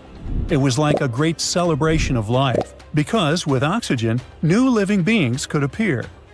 But by the way, cyanobacteria didn't learn photosynthesis because they were like, oh, let's make oxygen, it's so cool. No, oxygen was just a byproduct. Cyanobacteria wanted only one thing, to get as much energy as possible. And for this, they learned photosynthesis. It helped them store energy using sunlight. They used special pigments to absorb light, and the result of this process was the release of oxygen. This had been going on for hundreds of millions of years, and then, at some point, they made too much oxygen. This oxygen started to spoil other gases that had been there before. For example, it ate a lot of methane. Because of this, Earth cooled down a bit, and the Ice Age began. But that's another story. In short, in 1 billion years, we risk going back to that difficult time. But let's hope that we'll manage to move to another planet on our spaceships or come up with some other solution. And what'll happen to our home planet next? Will new life be able to originate there without so much oxygen? Well, it's possible, but it'll be much more difficult. This will require another source of energy besides the sun. It can be, for example, hydrothermal vents. And by the way, there are ecosystems on Earth that use this type of energy. You can find one of them in the Mobile Cave in Romania. Imagine a place where there's little oxygen. It's dark. The sun's rays don't reach there. Over millions of years of evolution, a unique and slightly creepy life has developed in this cave. It was first discovered in 1986, and scientists are still exploring this place. The entrance to the cave is just a small hole in the ground. A narrow tunnel goes deep underground. Inside the cave, the air is filled with hydrogen sulfide and carbon dioxide, and there's half as much oxygen there as on the surface. A human can't stay there without a special mask, but for local forms of life, this is home, and they feel great there. There are several dozen species living in the cave, and many of them aren't found anywhere else on Earth. Here you can see strange little monsters, white snails, white spiders, centipedes with long whiskers, transparent shrimp, and even unknown species of leeches. Since there's no light in the cave, all these creatures don't need eyes. They're blind, but they have long sensitive antennae and paws that allows them to navigate in the space. They also have no colored pigment, so all these bugs and spiders are either white or transparent. But if there's so little oxygen there, and nobody does photosynthesis, then how does all this life survive? It's all thanks to the unique bacteria autotrophs. They absorb carbon dioxide and produce nutrients. These bacteria are food for other organisms, and those, in turn, become food for larger creatures. So a whole food chain has been built in the cave, which provides all the inhabitants with food.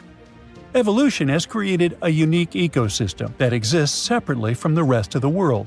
It's like a small universe that has developed according to its own rules. However, this universe is not expanding, because all living beings here can't live away from hydrothermal vents and autotrophs. Otherwise, where would they get their energy from? But let's imagine that the sun cools down, almost all the oxygen disappears, and the entire planet gets covered with hydrothermal vents. It's dark, and the air is filled with methane, CO2, and other substances, and somehow life begins. Even people appear at one point. What would they look like? Pale, thin, and blind creatures with very long arms that help them navigate in space. They have pets, large centipedes or cockroaches that move silently on the ground. People are also quiet because they don't have lungs filled with air to scream. There's silence in the world. People communicate through touch. No one travels. Everyone lives separately next to their hydrothermal source. The whole world has turned into a horror movie in 1 billion years. Frankenstein, unreasonably cold weather, and tons of lava. What do these things have in common? They all trace their origins back to Mount Tambora. This volcano in Indonesia had such a massive impact that the aftermath could be felt in Switzerland even a year later. And these spots are thousands of miles apart. Soon, we might be facing something similar again. Stick around, because I'm about to reveal the exact spot where the next eruption is expected to happen in 2025. Back in 1815, Mount Tambora erupted with unprecedented force, sending a colossal cloud of fine particles into the atmosphere. This cloud reflected sunlight, leading to global cooling and even the year without a summer in 1816. Temperatures plummeted, crops failed, and families worldwide faced food shortages, compounded by various health issues. Fun fact: Frankenstein appeared because of abnormally cold weather in the summer of 1816. The author got stuck indoors in Switzerland and wrote this story to pass the time. But that is the only positive aftermath. In England and Ireland, people struggled to find food. The crops were too bad that year, and this year without summer cost them lives, all because of the eruption in Indonesia. While many other volcanoes have erupted since then, none have had consequences as dramatic as Tambora. However, climate professor Marcus Stoffel from the University of Geneva believes potential serious eruptions aren't just a matter of luck, it's only a matter of time. So it's up to us. We can sit back and wait for the inevitable, or we can start preparing today. This future eruption will happen in a world that's vastly different from the one in 1815. Not only is our planet more densely populated now, but we've also experienced irreversible changes that affect our daily lives. Now, if you think volcanoes are always the bad guys, think again.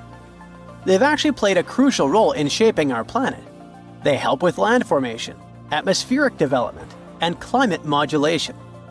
Just look at Yellowstone, for example. When thick lava oozed to the surface, it spread across the landscape and transformed the area forever. When volcanoes blow their tops, they release a mix of lava, ash, and gases, including carbon dioxide. But don't worry, compared to the emissions from fossil fuels, the amount from volcanoes is pretty tiny. What scientists are really keeping an eye on is sulfur dioxide, because it can have a big impact on our climate. When a major volcanic eruption happens, it can send sulfur dioxide soaring into the stratosphere, which is about 7 miles up in the atmosphere. Once there, it transforms into tiny aerosol particles that scatter sunlight, helping to cool the planet. This cooling effect isn't immediate though. Those particles can hang around for a couple of years and even circulate all around the globe. Nowadays, we've got special equipment to monitor sulfur dioxide emissions from space. Take Mount Pinatubo in the Philippines. During its eruption in 1991, it released around 15 million tons of sulfur dioxide.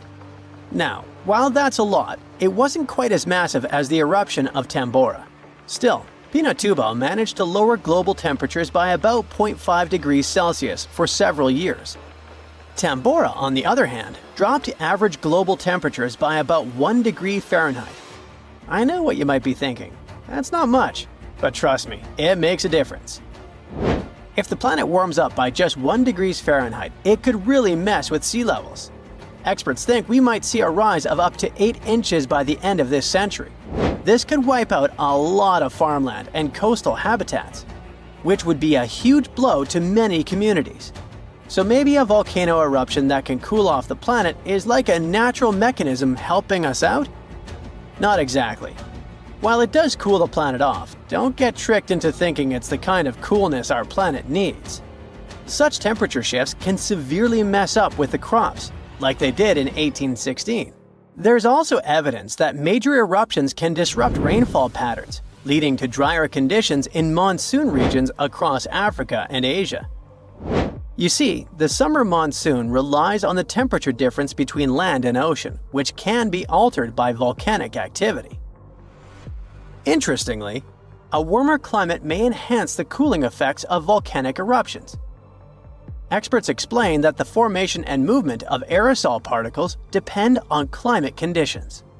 As global temperatures rise, faster air circulation can lead to smaller aerosol particles, which are more effective at scattering sunlight and thereby intensifying the cooling effect. Oceans also contribute to this dynamic. A warming ocean surface creates a stratified layer, hindering the mixing of warm and cold water, which could mean that volcanic eruptions primarily cool the upper ocean layer and the atmosphere above it, according to Stoffel. Moreover, climate change may influence volcanic systems directly. The melting of ice can trigger more eruptions by reducing the pressure that allows magma to ascend more easily. Additionally, increased rainfall associated with climate change can seep into the ground and interact with magma, potentially sparking eruptions. While the prospect of a cooling period due to a volcanic eruption might seem beneficial amid climate change, scientists warn that the effects could be dire. The immediate consequences could be severe, particularly for the estimated 800 million individuals residing near active volcanoes. A major eruption could devastate entire cities. For example, Campi Flegrei, located near Naples, Italy, is showing signs of increased activity and threatens the lives of about 1 million people. Now, if you're from Oregon, beware, as experts say this state might experience volcano eruptions. Are you scared? Don't be. It's actually not as scary as it seems. Let me explain why. There are more than 80 volcanoes in Oregon, but we're not interested in a single one of them because it's an underwater volcano that is likely to erupt in 2025. Axial Seamount is the most active volcano in the Pacific Northwest, yet it remains largely unknown to the public due to its location approximately 300 miles offshore and nearly a mile beneath the ocean's surface. While its upcoming eruption is expected to pose no threat of a tsunami or significant land-based earthquakes because of its depth and distance from the Cascadia fault, the data gathered from studying its eruptions can enhance our monitoring of potentially more hazardous volcanoes. Let's call it a friendly eruption, shall we? In reality, Predicting eruptions is a complex endeavor. We often encounter alarming headlines, such as, "Yellowstone is about to erupt." Should we take these claims seriously? Not really. Yes, Yellowstone sits atop an active supervolcano that has experienced 3 major explosive eruptions in the past 2.1 million years. The last eruption occurred approximately 70,000 years ago, with the most significant explosion taking place around 631,000 years ago, forming the massive Yellowstone caldera. Naturally, many people are curious about whether Yellowstone will erupt again and when that might happen. Fortunately, scientists are employing new techniques to delve into these questions. A recent study suggests that Yellowstone is unlikely to experience another major eruption anytime soon. The reason is that the magma beneath the park is divided into a network of separate chambers. While there is a substantial amount of magma present, it's not sufficiently interconnected to support an eruption. Previous studies proposed that the existence of a massive layer of magma beneath Yellowstone, but these latest findings change that notion. To gain a clearer understanding of the subterranean dynamics, researchers utilized a technique called magnetotellurics, which employs Earth's natural electromagnetic fields rather than seismic waves. Since magma is a good conductor of electricity, this method is particularly effective for mapping molten rock and comprehending underground activity in volcanically active regions. By using magnetotellurics, scientists created a detailed map of the magma under Yellowstone, enabling them to make more informed predictions about future eruptions. But what will happen if an eruption similar to Mount Tambora occurs? By and large, there will be huge climate chaos. Yeah, the best scientists are looking for the solution should it really happen, but they don't have it yet. So technically, we're not ready for the second Mount Tambora. But for now, we're pretty much safe. No major eruptions are predicted. Whew! You're lazing around on the deck of the ship when you see something whitish-gray covering the horizon. Like in a horror movie or your worst nightmare, this weird fog is nearing the vessel. It's infinite. You can't see where it starts or where it ends. Soon it makes the ship look like a grain of sand in a vast desert. That's when the realization hits. It's an iceberg, and your ship is likely going to repeat the Titanic's fate. Now, all this is a very likely scenario, since the world's biggest iceberg, A23A, is on the move again after months of spinning in a huge water vortex. And it's actually the second time in just a couple of years that this massive chunk of ice has broken free. The first time was in 2023, when the berg went wandering around after being stuck on the seafloor for a staggering 37 years. The thing is huge, about 3 times the size of New York City. It also weighs nearly 1 trillion tons.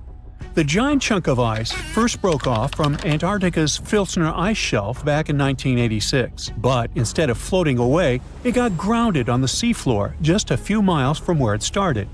Because of that, it melted much more slowly than most icebergs. In December 2023, A23A finally broke free and started to drift away from Antarctica. But it didn't get far before getting stuck again, this time near the South Orkney Islands. It got trapped in something called a Taylor column. That's a huge spinning water current that forms when ocean currents swirl around an underwater mountain. At one point, A23A was rotating around 15 degrees counterclockwise every day. Luckily, as of December 2024, the iceberg escaped the Taylor column and is now slowly moving again. Researchers are super curious to see if it'll follow the same path as other giant icebergs that have broken off from Antarctica, or if it'll find its own unique way. Such enormous icebergs, such as A23A, release nutrients into the water as they melt, and it can actually create hotspots of life in parts of the ocean that are usually pretty empty. But there's still a lot we don't understand about how the size, shape, or origin of the iceberg might affect that process. So, to figure it out, scientists have been collecting water samples from the areas A23A is expected to pass through, and they'll keep collecting samples as it drifts along. Hopefully, it'll give us a better idea of how massive icebergs like this one influence the ocean around them. By the way, the glacier our monster of an iceberg was once part of could be very, very old, literally ancient. In Antarctica, the oldest glacier ice might be close to 1 million years old. Over in Greenland, the oldest glacier ice is more than 100,000 years old. And in Alaska, the oldest glacier ice ever recovered, found in a basin between Mount Bona and Mount Churchill, is only about 30,000 years old, a mere child. At the same time, in a typical Alaskan Valley glacier, it only takes about 100 years for newly formed ice to travel through the entire length of the glacier. For something like Bering Glacier, which is Alaska's largest and stretches over 140 miles, the ice can move through the whole thing in less than 400 years, and that's a lot of movement for such a massive glacier. Now let's move on to Iceberg Alley, a stretch of the Atlantic Ocean that runs from the Arctic to Newfoundland. If you want to see as many icebergs as you can, that's the place to be. Tons of icebergs float through this place every year. Most of them come from Greenland. In spring and summer, big chunks of glaciers break off and get carried by north-south currents through Baffin Bay into the Labrador Sea, where they eventually melt. Some icebergs also come from Canada's shoreline, traveling through the Davis Strait and into the Labrador Sea before drifting along Newfoundland's eastern and western coasts. These massive ice chunks are really old too, about 10,000 years. Every year, about 400 to 800 medium and large icebergs pass through Iceberg Alley. How fast they drift depends on their size, shape, currents, waves, and wind, but the average speed is less than a half mile per hour. Now, there are 6 types of icebergs that make their way through Iceberg Alley. Tabular icebergs are flat slabs of ice, much wider than they are tall. Blocky icebergs have steep sides and sharp angles, like cut-off pyramids. Wedged icebergs have one steep side and one sloping side. Dome icebergs have a rounded top. Pinnacle icebergs have one or more steep peaks sticking up. And dry dock icebergs are U-shaped with a hollowed-out section. They all look incredible. Comment below which is your favorite type. Anyway, as these icebergs drift south, the warmer water speeds up their melting, making them pretty unpredictable and sometimes dangerous. Nowadays, satellites help track medium and large icebergs to prevent accidents, but smaller icebergs can still be risky for small boats. One iceberg made headlines in 2018 when it got unusually close to the Newfoundland village of Fairyland. Pictures of the giant iceberg towering over the village's houses went viral. It got stuck in a 330-foot deep water, which turned out to be too shallow for its massive size. And now I'll take you on an unusual journey to the past to witness the birth of something beautiful and equally disastrous. Its very existence led to one of the greatest tragedies in history. Watch, an enormous chunk of ice is breaking off a glacier in southwest Greenland. It's made of snow that fell over 100,000 years ago, when mammoths were still wandering around the planet. The enormous iceberg starts its long journey. It stretches more than 1,700 feet in length and weighs 75 million tons. Despite its size, it's pretty peaceful and stays far away from ships and the busy transport routes near where it was born. But then, it starts floating south, much farther than most icebergs ever get. Usually, icebergs like this melt way before they reach such warm waters. Out of the 15,000 to 30,000 icebergs that drift away from Greenland's glaciers every year, only about 1% make it all the way to the Atlantic. So the fact that this iceberg keeps going and reaches over 5,000 miles south of the Arctic Circle by April makes it truly unique. Even after months of melting, this block of ice is still incredibly massive. It weighs around 1.5 million tons, which is almost twice as much as the Golden Gate Bridge. Above the water, its visible parts tower more than 100 feet high. But like most icebergs, the majority of it, about 90%, is hidden below the surface. The iceberg's story takes a tragic turn on April 14, 1912, when, guess what? Yep, it comes across the ocean liner Titanic. The ship is about 370 miles from Newfoundland in the North Atlantic Ocean when the iceberg seems to appear out of nowhere. The crew doesn't spot it until just minutes before the crash. Why don't they see it sooner?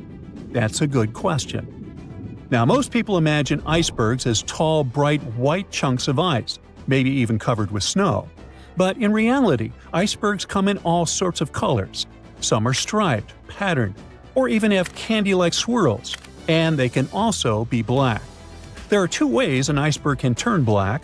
When the ice is extremely pure, with no bubbles or cracks, then it absorbs all the light instead of reflecting it, making it look black. Or a volcanic eruption can cover a glacier in ash. If ice from that glacier breaks off, it can have a dark or black color. Now, scientists still aren't sure why the Titanic's iceberg looked dark, or even if it really did. But one sailor who was on the lookout in the crow's nest said it seemed black. Another described it as gray or dark gray.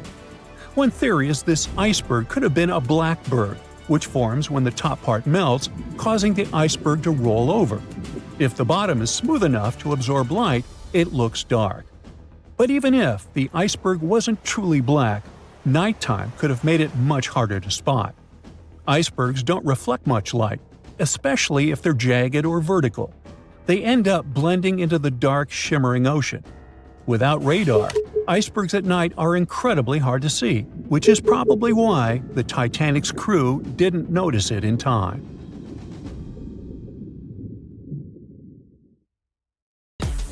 Is the Big Apple getting a little too heavy for its own good? A recent study revealed that New York City is sinking. And get this, it's all because of those towering skyscrapers. Apparently, the whole event is called subsidence, which is when the Earth's surface settles bit by bit, or suddenly sinks. Soft sediments shifting and the weight of the city itself are the culprits behind this sinking sensation. Now, don't get too alarmed. The study found that New York is sinking at a rate of 0.04 to 0.07 inches per year. Sure, that doesn't sound like much, but there are parts of the city that are sinking even faster than that. This sinking situation could cause some trouble for the city, especially since it's already pretty low-lying and home to over 8 million people. So it's important that local authorities come up with some strategies to tackle the growing flood risk and rising sea levels. Although, I'm not sure building giant seawalls is the way to go. We might need to get a little more creative than that.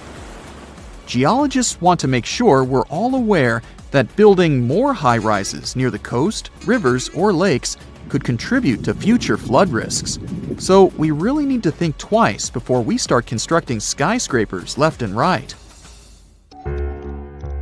In recent studies, scientists calculated the total mass of all the buildings in New York City, over 1 million of them, and it adds up to a whopping 1.68 trillion pounds. Talk about a heavy load. Now, they didn't include the weight of the roads, sidewalks, bridges, and other paved areas, so you can only imagine how much more weight is added to the city. But hey, even with these limitations, the researchers did a pretty good job of accounting for the complex geology beneath New York, including the sand, silt, clay deposits, and good old bedrock. They found out that certain types of soil, like clay and artificial fill, are more prone to subsidence. On the other hand, bedrock stays pretty firm and keeps those skyscrapers in place. So at least we don't have to worry about the Empire State Building taking a dive anytime soon. Comparing their fancy models with satellite data, the researchers created a map of the city showing where the sinking is happening. And guess what? The increased urbanization and all that groundwater pumping and draining are only making things worse. It's high time we start protecting our resources, don't you think? I wouldn't start packing my bags just yet. New York isn't the only sinking city out there, you know. Jakarta, the capital of Indonesia, is facing some serious sinking action too. In fact, parts of it could be underwater by 2050. That's like a real-life Atlantis situation. Over 30 million people in Jakarta are now deciding if they should relocate the entire city. If there's a city out there we should worry about sinking, that's Venice for sure. But why is it so eager to take a dive, you might ask? Well, let me tell you the complex truth. You see, Venice decided to set up shop on a marshy lagoon with shoddy foundations. As time went by, the ground underneath just couldn't hold it together and started compacting like a squished marshmallow. On top of that, the city's been slurping up groundwater like it's going out of style or something. The cherry on top of this mushy cake is that the sea levels have also been slowly rising. And guess what? Those sneaky plate tectonics are having a laugh by shoving the Adriatic plate under the Apennine Mountains, giving Venice an extra push downward. Someone had the bright idea to stop pumping groundwater, thinking they could stop the sinking shenanigans. But hold your gondolas. A new study revealed that the sinking hasn't completely stopped, just slowed down a bit. It turns out the whole area is tilting ever so slightly to the east, with Venice perched on the slightly higher end. You must be wondering how much Venice sinks in a year, right? Brace yourself for this shocking revelation. It's sinking at a rate of about 0.04 to 0.07 inches a year, similar to New York. At this pace, in the next 20 years, it could sink a whopping 3 inches below sea level. To avoid turning into a Venetian fishbowl, locals are frantically building special barriers to keep the water from crashing into the lagoon. But don't hold your breath, because this project has had more delays than you'd expect. Oh, and have you noticed that charming old-style vibe in Venice? It's not just because they're fans of the vintage look. Those salty waters have been wreaking havoc on the buildings, thanks to the water levels constantly breaching the original damp-proofing. Now the water's cozying up to the masonry, and the ground floors of many apartments are no longer safe enough to live in.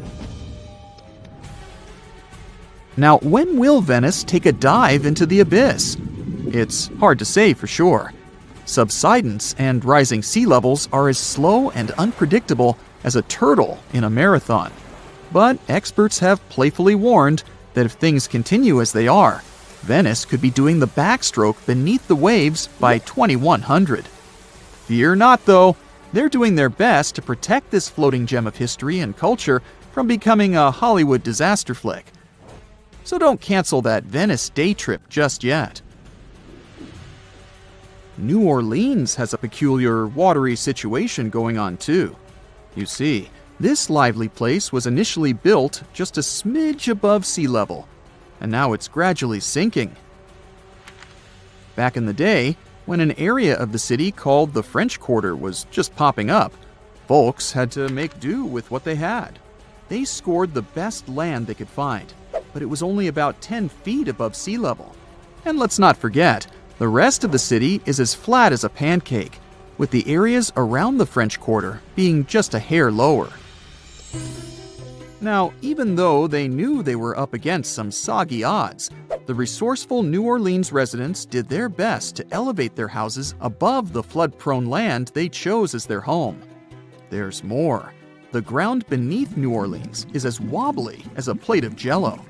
Architects had to keep things short and sweet because they feared the soil couldn't handle the weight of taller structures. They played it safe, sticking to 2 or 2.5 stories. Here's where it gets interesting. The city installed a fancy drainage system in the 1900s, thinking it would solve their water woes. And while it did help with the marshes and all, it inadvertently sucked the life out of the soil. Yep, the ground was left high and dry, without enough sediment and water to keep it steady. As a result, those former marshes sank as if they were in a quicksand competition. By the 1930s, things got even more topsy-turvy. 1/3 of the city was below sea level, and by the time Hurricane Katrina made its grand entrance, that number skyrocketed to around 50%. Oh, and here's the icing on the cake. Sea levels decided to join the party, rising faster than a helium balloon. So now, not only is New Orleans sinking, but the surrounding area is also at various degrees below sea level. So what can we do about all these sinking cities? Well, for instance, we could manage our water consumption a bit better. We can't just keep sucking groundwater out of the earth like there's no tomorrow. We've got to find new ways to quench our urban centers' thirst. Think about it. We could purify surface waters, or even turn salty seawater into a sweet solution. Of course, we'll need a boatload of energy to make it all work. Speaking of great urban water management, let me tell you about a town in Denmark called Nye. These guys have got it all figured out. They collect rainwater and use it to supply their toilets and washing machines. Talk about resourcefulness. Now that's what I call a splash of genius. Welcome to one of the most iconic buildings in New York City. Its official name is the Fuller Building, but thanks to the sharp 25-degree top corner, people began to associate the tower with a flat iron. And today, the name Flatiron is stuck both to the skyscraper and the entire district around it. This unusual cake-slice shape has turned the building into a famous tourist destination. It has popped out in many movies, TV programs, and magazines. So you probably recognize this property, even if you've never been to Manhattan. Surprisingly, today the 285-foot-tall Flatiron is almost empty. And these fancy walls hide a pretty mysterious dispute between their owners. But first things first. In 1901, construction enterprise Fuller Company purchased a sharp triangular plot of land on the crossroad between Broadway and Fifth Avenue. They hired an architect from Chicago, Daniel Burnham, to design the company's new headquarters. The task was to maximize every inch of available space. So Burnham produced a project of a 22-story triangular tower made of steel. The Flatiron building resembled the shape of a Greek column, which means that its top and bottom are slightly wider than the middle. Fuller Company approved the design and demolished several old buildings to clear the space for the future tower. Construction progressed rapidly, and it was completed within a year. Yes, they used to be able to do that. The Flatiron became one of the earliest buildings to have steel for its structural frame instead of load-bearing masonry. Also, it became one of New York's first skyscrapers and the first steel skeleton structure visible to the public. The curtain wall cladding was also then innovative. The builders used terracotta and limestone to wrap a chic finish look around the steel structure that carried the building's weight. At that time, many people believed that this unusual architecture would fail to withstand high winds.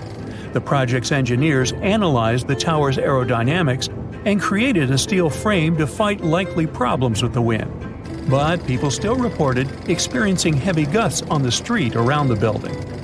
The Flatiron building had a bunch of other issues. As you may imagine, furnishing this tight space was quite a challenge. Also, the tower didn't originally have any bathrooms for females. That's why lady tenants were at a disadvantage at first. But then the management added ladies' rooms and placed them on odd-number floors. Meanwhile, bathrooms for males were placed on even-numbered floors.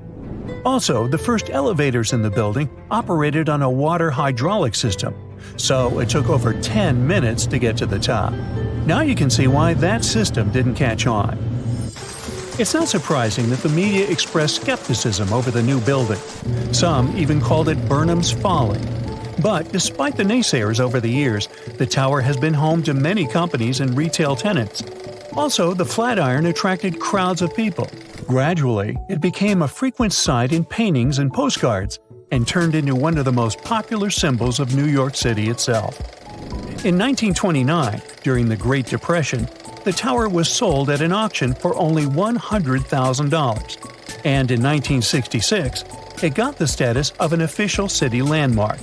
It means that any renovation or demolition works are impossible without the official permission of the authorities.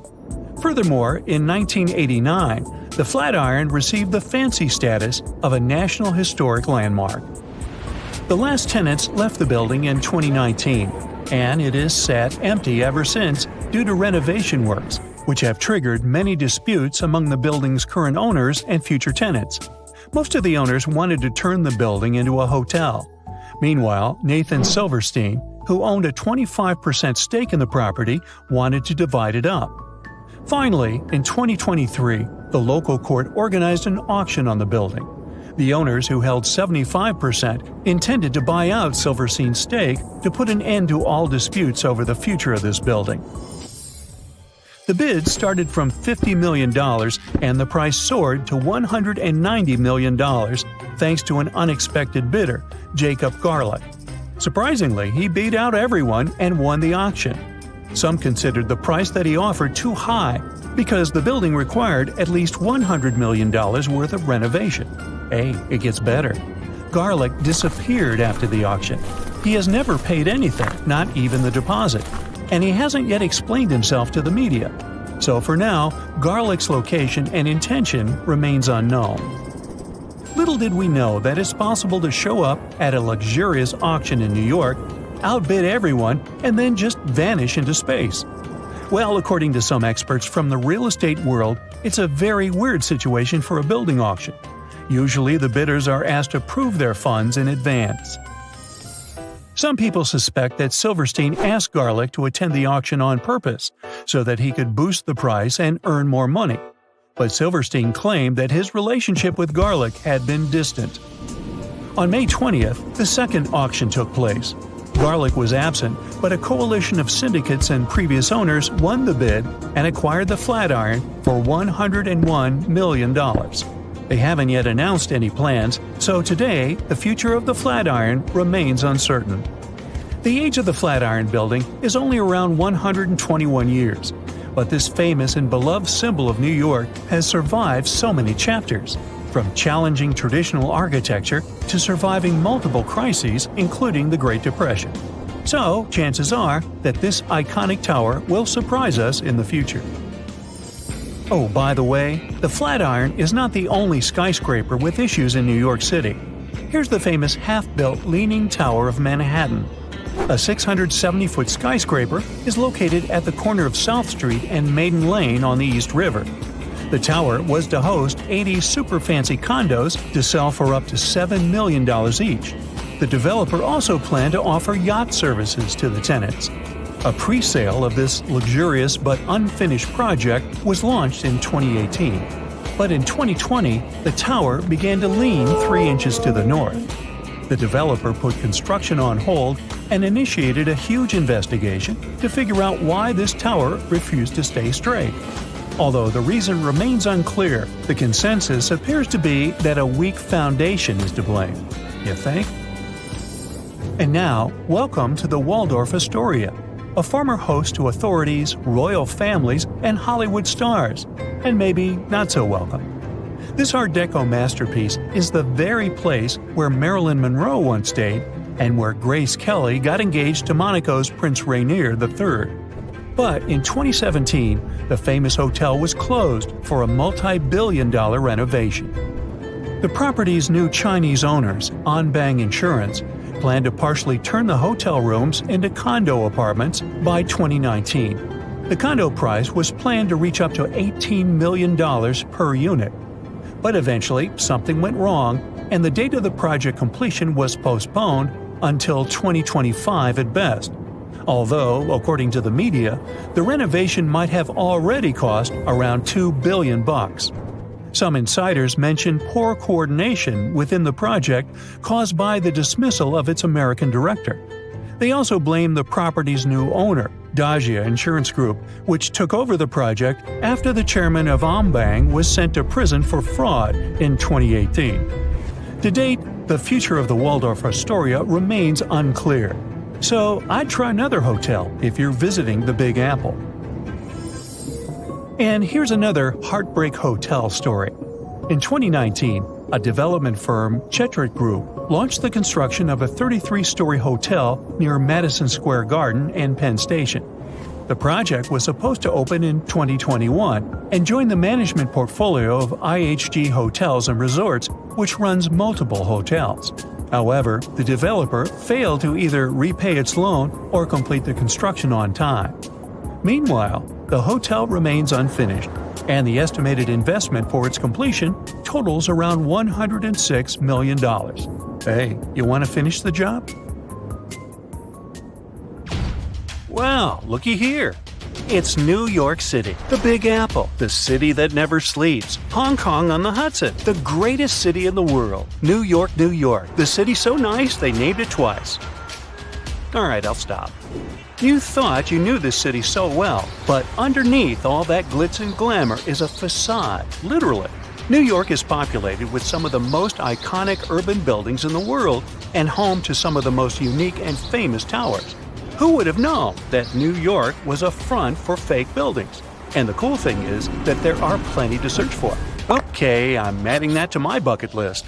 So the question is, why do they put these fake buildings all over New York? The city is one of the most vibrant places in the world and requires many infrastructures to keep the city in motion.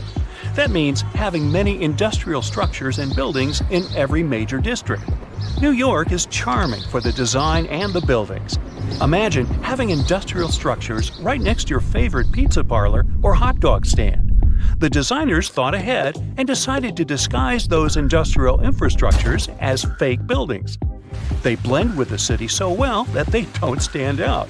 They look like your good old apartment or housing unit with a front door, real-life windows, and even charming balconies where people would hang out.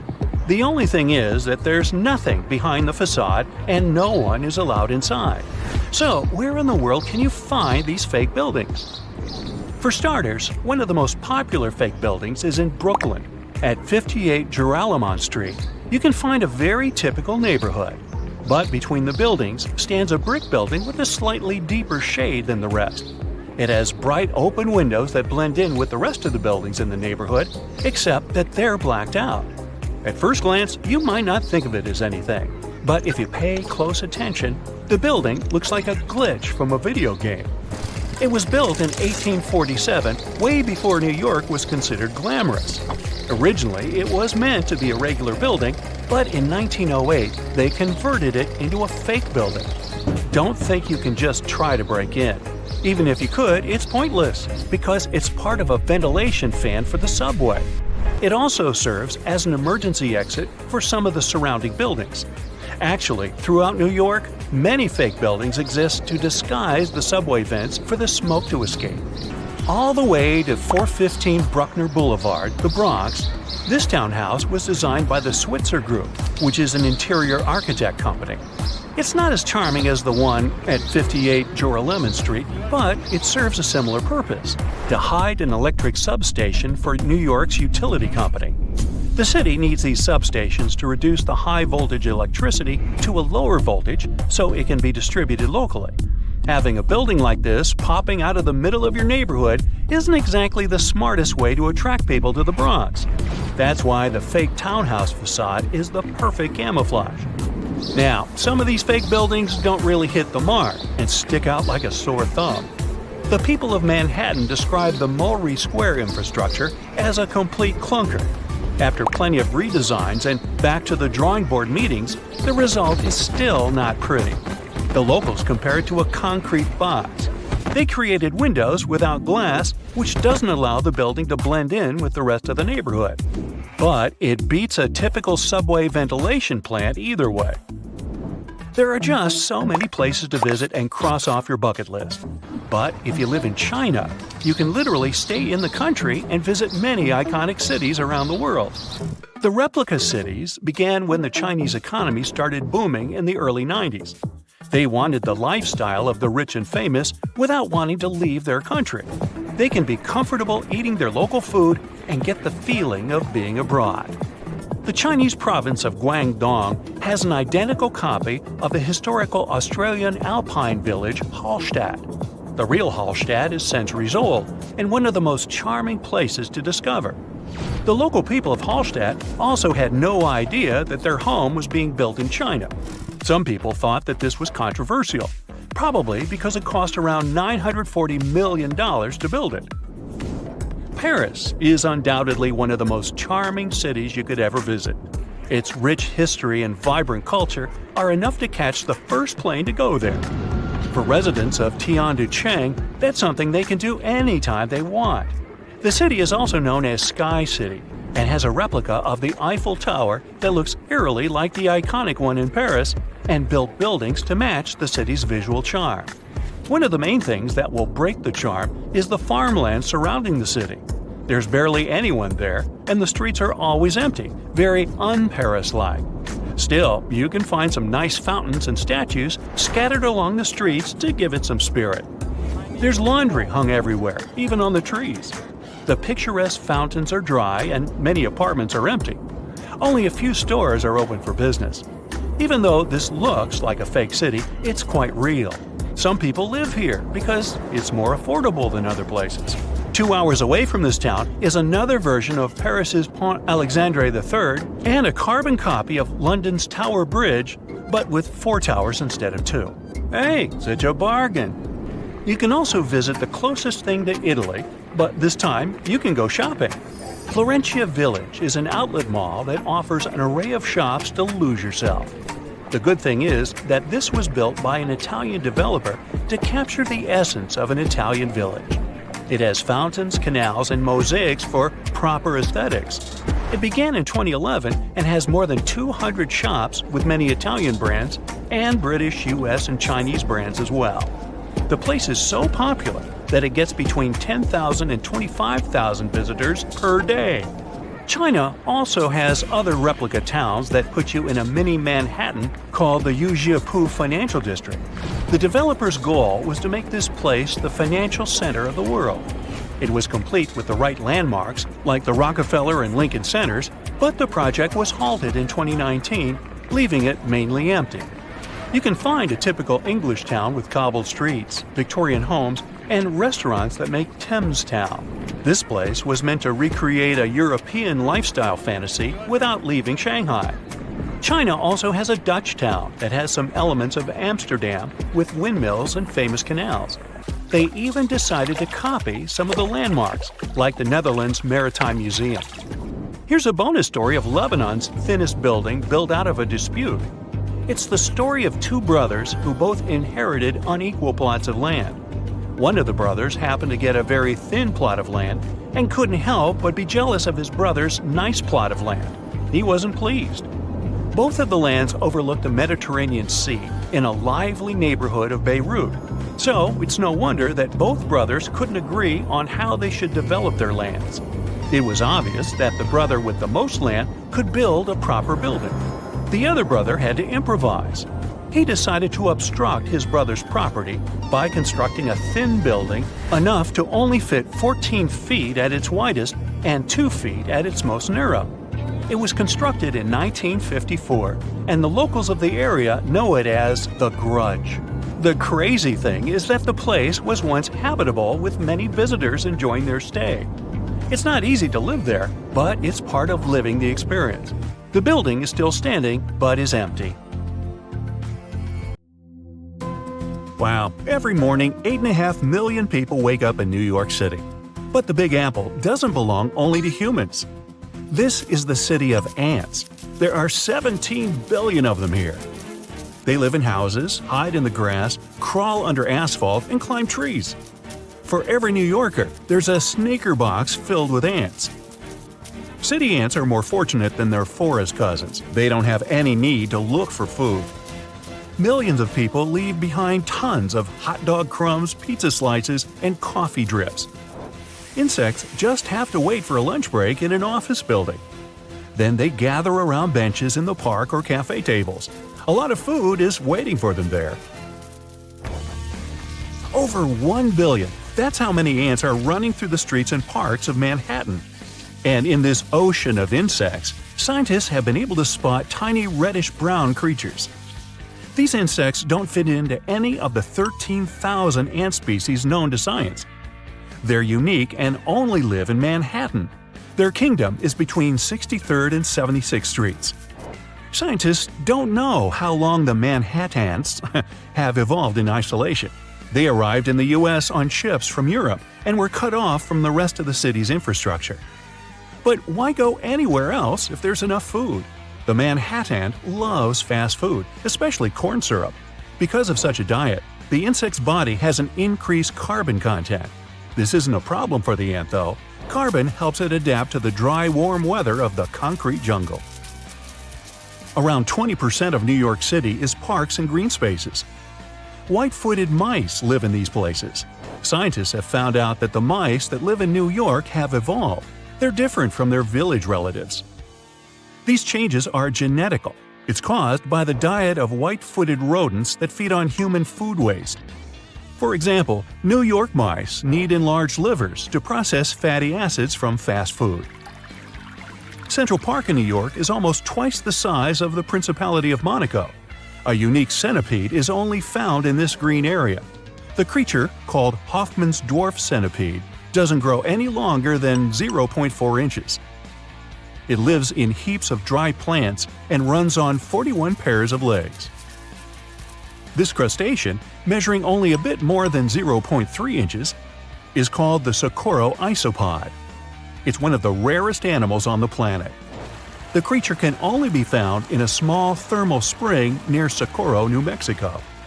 The isopod lives in the water as warm as 90 degrees Fahrenheit and covered with a layer of algae. These are ideal conditions for the creature. To get to Mobile Cave, you'd have to rappel 65 feet down. That's the height of a 4-story building. After that, you'd crawl through narrow passages and swim along a canal with cold water. Sunlight can't get into the cave. The air is poisoned by vapors of ammonia and hydrogen sulfide. This extreme place has been isolated from the outside world for 5.5 million years. A unique ecosystem has formed in this toxic atmosphere. Of all the animals that live there, 33 species of millipedes, scorpions, spiders, and leeches can't be found anywhere else on Earth. These creatures are mostly blind and colorless. Well, why would you need eyes in disguise if you live in complete darkness? Mobile's coolest guy is the venomous centipede. Scientists have nicknamed this animal the king of the cave. It doesn't grow more than 2 inches, but for this world, it's a giant. The blind salamander would feel great in the company of strange animals from Mobile, but these little monsters are separated by the ocean and thousands of miles. The Mobile Cave is located in Romania, where these beauties live only in Texas. Their home is an underground body of water in the San Marcos area. These salamanders grow to be 5 inches long. The name makes it pretty clear that the animal is blind. It does have eyes, but they're pretty much useless. This doesn't stop the salamander from being a skilled snail and shrimp hunter. It senses other animals by feeling the underwater waves they create while moving. The Scottish wildcat lives in the north of Scotland. This animal is different from domestic cats, which love sleeping on the couch. Unlike them, it's a perfect hunter. The creature is 25% larger than the average cat. It's muscular and long-legged. The wildcat's tail is blunt and fluffy, covered in black rings with a black tip on the end. The quokka is called the world's happiest animal. Just look at its smile. This fluffy animal seems to always be ready for a photo shoot. Quokkas are only found in Australia. Around 10,000 animals live on Rottnest Island and several other locations. The creature's cute smile is an evolutionary trait. An open mouth helps it breathe and regulates its body temperature. Oh, by the way, if you try to feed a quokka, you'll have to pay a fine of more than $200. This baby will feel comfortable even if you put it on your little finger. The animal lives only on the island of Madagascar. Scientists have found just 2 tiny reptiles, a male and a female. The researchers have named the nano-chameleon Brookesia nana. It's a mystery to them why it doesn't grow larger than a sunflower seed. The next animal on the list also lives only in Madagascar. Locals call this creature Ai. The unusual lemur spends most of its life in trees and leads a nocturnal lifestyle. This might explain why it looks so tired. Even though the Ai is a lemur, its teeth are like those of a rodent. Its claws resemble sloth's claws, and its body looks like that of a monkey. The animal's fingers and toes are especially frightening. They're long and thin, with pointy claws. Get equipped for any season with brand new Brightside merch. Click the link and grab your print. This is a giraffe with its trademark long neck. A zebra is grazing nearby. Black and white stripes on its body help the animal reflect sunlight during the day. and keep it warm at night. But what if you combine these animals? No need, nature has done this work for you. The okapi looks like a giraffe with a short neck, horse body, and zebra stripes on its legs. The okapi has a long tongue. Males have small giraffe horns on their heads. You can only meet these unusual animals in the African rainforest. If you decide to travel around Africa afterward, you must visit the Ethiopian highlands. That's where you see unique gelada monkeys. And no, they're not named after the Italian ice cream. That's gelato. Don't mix that up. Males look like rock stars from the 70s. They're bright and have cool hair.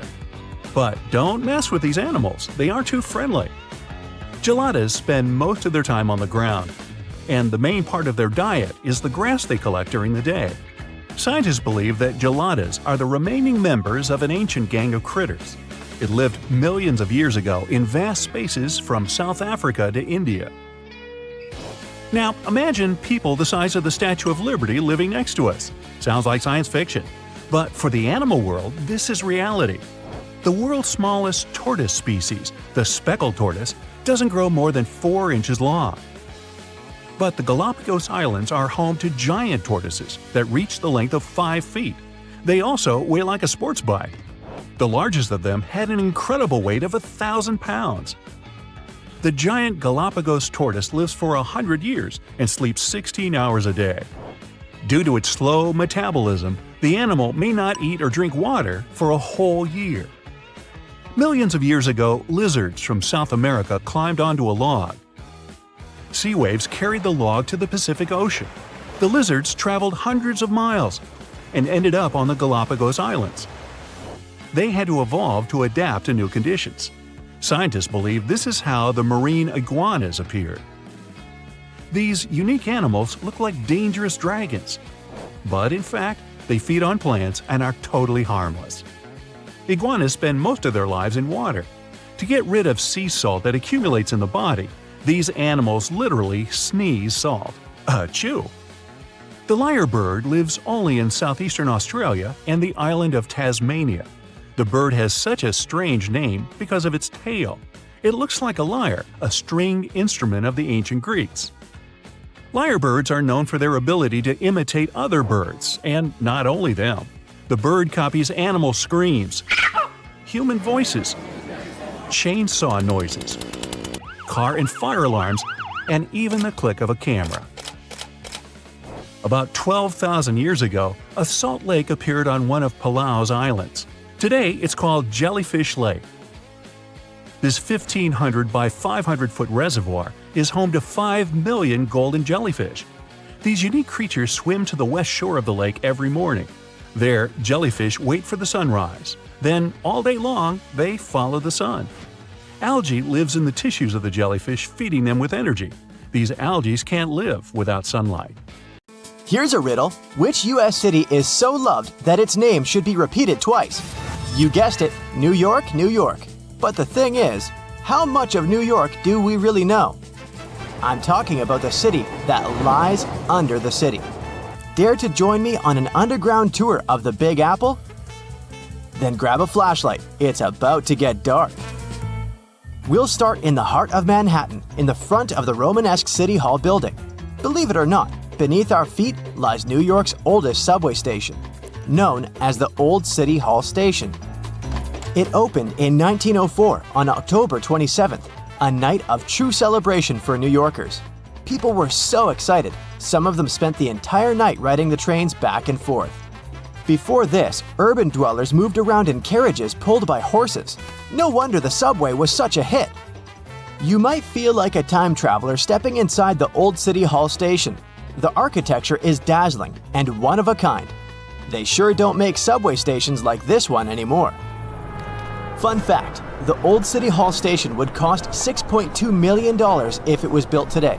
Back in the day, it had dozens of brass chandeliers hanging around. It was one of the few spots in town with functioning electricity. And oh, not to mention brand new multicolored tiled arches and stained glass ceilings you can still see today. Impressive, huh? If you decide to wander down the tracks, you might be in for a treat. Underground New York is as fascinating as the city above the ground. But one thing we usually take for granted is the behind the scenes of what the Big Apple needs to function. Down here, you might see one or two of New York's pneumatic mail tubes. These tubes were built back in the 1800s and they were operational up until the 1950s. They were responsible for distributing people's mail through different post offices. Letters flew at an impressive speed of 35 miles per hour. That's almost as fast as a professional runner. It sure sounds like a useful system. But I have to say, it feels weird imagining people's correspondence flying around 15 feet underground. Back to street level. We'll wander around fancy Lexington and Park Avenues. If you look up, you'll see the famous Waldorf Astoria 5-star hotel. Many celebrities have stayed there, including John Lennon and Yoko Ono, as well as presidents such as FDR. This is why the hotel used a secret infrastructure to sneak people inside and out. Under the building, a tunnel known as Track 61 connected the Waldorf Astoria to Grand Central Station. The track was deactivated in the late 70s, but some people say Andy Warhol threw a party there in the 80s. I bet that was something. For the next part of our visit, we'll have to take the subway uptown. We'll get off at 125th Street and find ourselves on the scenic waterfront of Riverside Park. Here, you'll find abandoned tracks of an old metro line. If you follow the tracks, you'll get to an underground graffiti gallery, aka the Freedom Tunnel. The tunnel is named after a graffiti artist from the 80s who is commonly known as Freedom. While exploring these tunnels, we'll see over 40 graffiti pieces he painted over 15 years. There are spray paints of James Dean, Mona Lisa, and even a self-portrait of Freedom himself. Moving on, let's wander around the northern part of NYC for a bit. Walking in Van Cortlandt Park will feel like hiking upstate, but believe me, you're still in the city. Along the way, you'll encounter some big ventilation towers made of stone. These towers were once part of an old New York infrastructure. They make up the remains of what used to be the Croton Aqueduct. In the 1800s, the city's water supply flowed through a 41-mile-long underground tunnel, all the way from Croton River in upstate New York to Bryant Park in Midtown Manhattan. Oh yes, and I should probably tell you that Bryant Park wasn't a park. Instead, it hosted a colossal stone structure that looked pretty much like something ancient Egyptians would build. This 4-acre structure served as the city's water reservoir. It even had a pathway on top so that people could enjoy a nice afternoon stroll while looking at the reservoir's crystalline water.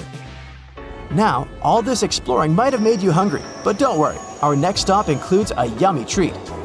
We'll have to leave Manhattan and make our way to Brooklyn. In case you didn't know, New York City is made of 5 boroughs: Manhattan, Queens, Bronx, Staten Island, and Brooklyn. Crown Heights, that's our stop. Would you believe me if I told you that beneath these streets lie caves full of aging cheese? How very Parisian of them. To get down there, you'll have to make your way through a century-old building that now works as an office space. Maybe wave hello to all those hard-working people and disappear in one of the stairways that will take you 30 feet below the ground. You won't need a flashlight for this one. The caves are bright and renovated and can hold up to 22,000 pounds of cheese. But hey, it might stink.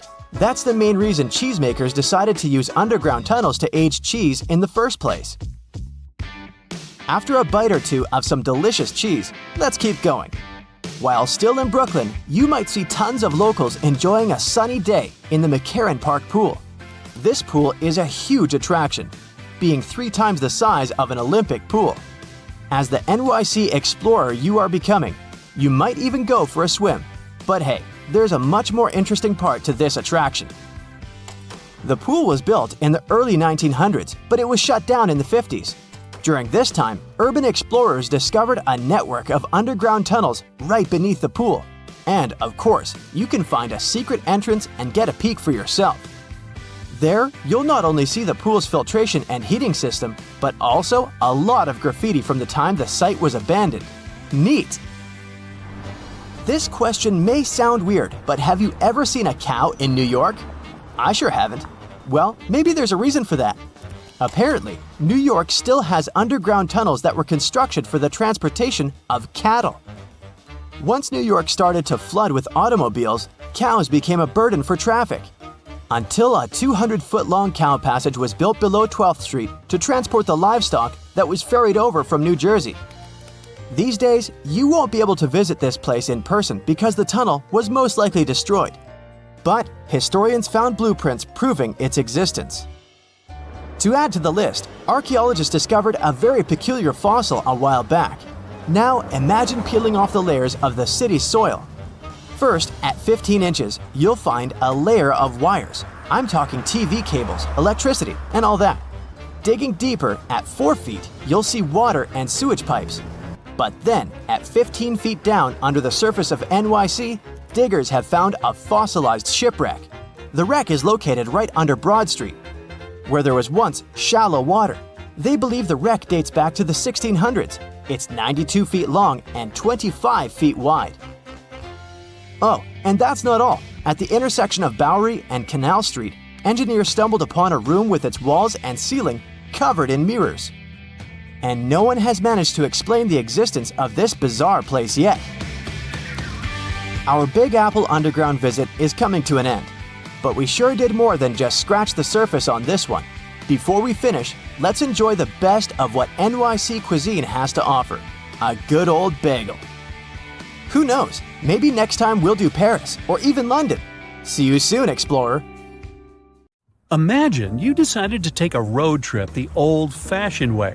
And by that I mean you decide to do it without the help of any technology. What? So you go to the nearest convenience store and buy a map of each state you plan to pass through. You buckle them up on the passenger seat right next to you and set off on your adventure. During your first week, you arrive in the state of New York. You wave bye-bye to Lady Liberty, eat a slice of pizza, and head upstate. Near the Catskills, you notice you're running low on gas and decide to stop in the nearest town to fill up your tank. You check your map, and it appears that the nearest place is a small village called Aglo, right at the next intersection. You drive a few minutes and pass through a sign that says, "Welcome to Aglo, home of the Aglo General Store." Well, this must be it, you think to yourself. But the town is strangely empty. You can't find the store or the gas station you were looking for. There are no houses. You start to think there might be a mistake. Aglo doesn't seem to exist. This story may sound made up, but it could have actually happened to anyone passing through New York a few years ago. Actually, the so-called town of Aglo is what is called a phantom settlement or a paper town. There are several of these around the world, but Aglo is probably the most famous. Paper towns are basically fake towns. That is, they don't really exist. They're made up of Easter eggs put there by map makers as a kind of copyright trap. Maps are tough to make. To create a map from scratch, one has to do years of fieldwork or analysis of satellite photos. That's why plagiarism has always been rampant among map makers. It's pretty easy to redraw the same geographical features from one map onto a new map, and it is hard to get caught. People are, after all, drawing the exact same world. That's why map makers came up with a way to catch individuals stealing their data. Some map makers may include a mountain that is bigger than they are in reality. Others might add a slight turn on a road, where in reality there is none.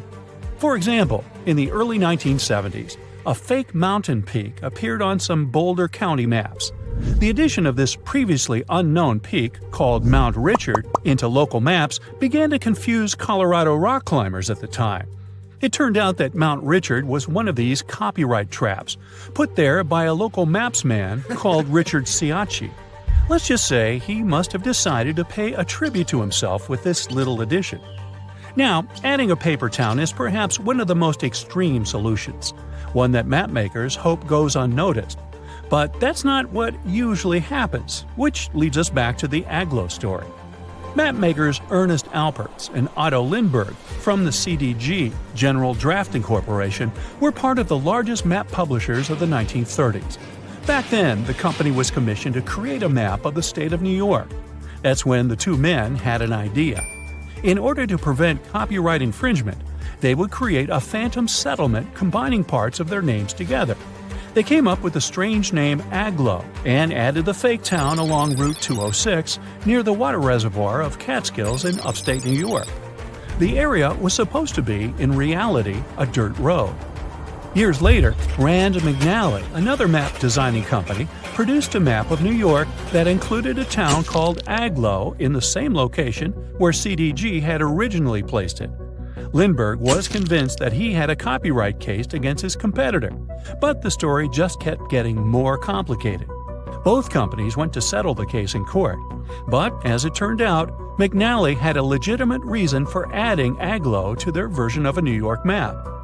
You see, in order to fabricate their maps, McNally did a thorough research on real estate and establishments located in each existing town. And as it turned out, Aglo was not an empty town when they drew their map. Records show that the town housed an establishment named Aglo General Store. Sure, it was the only building in town, but that was enough for the mapmakers to believe that such a town really existed.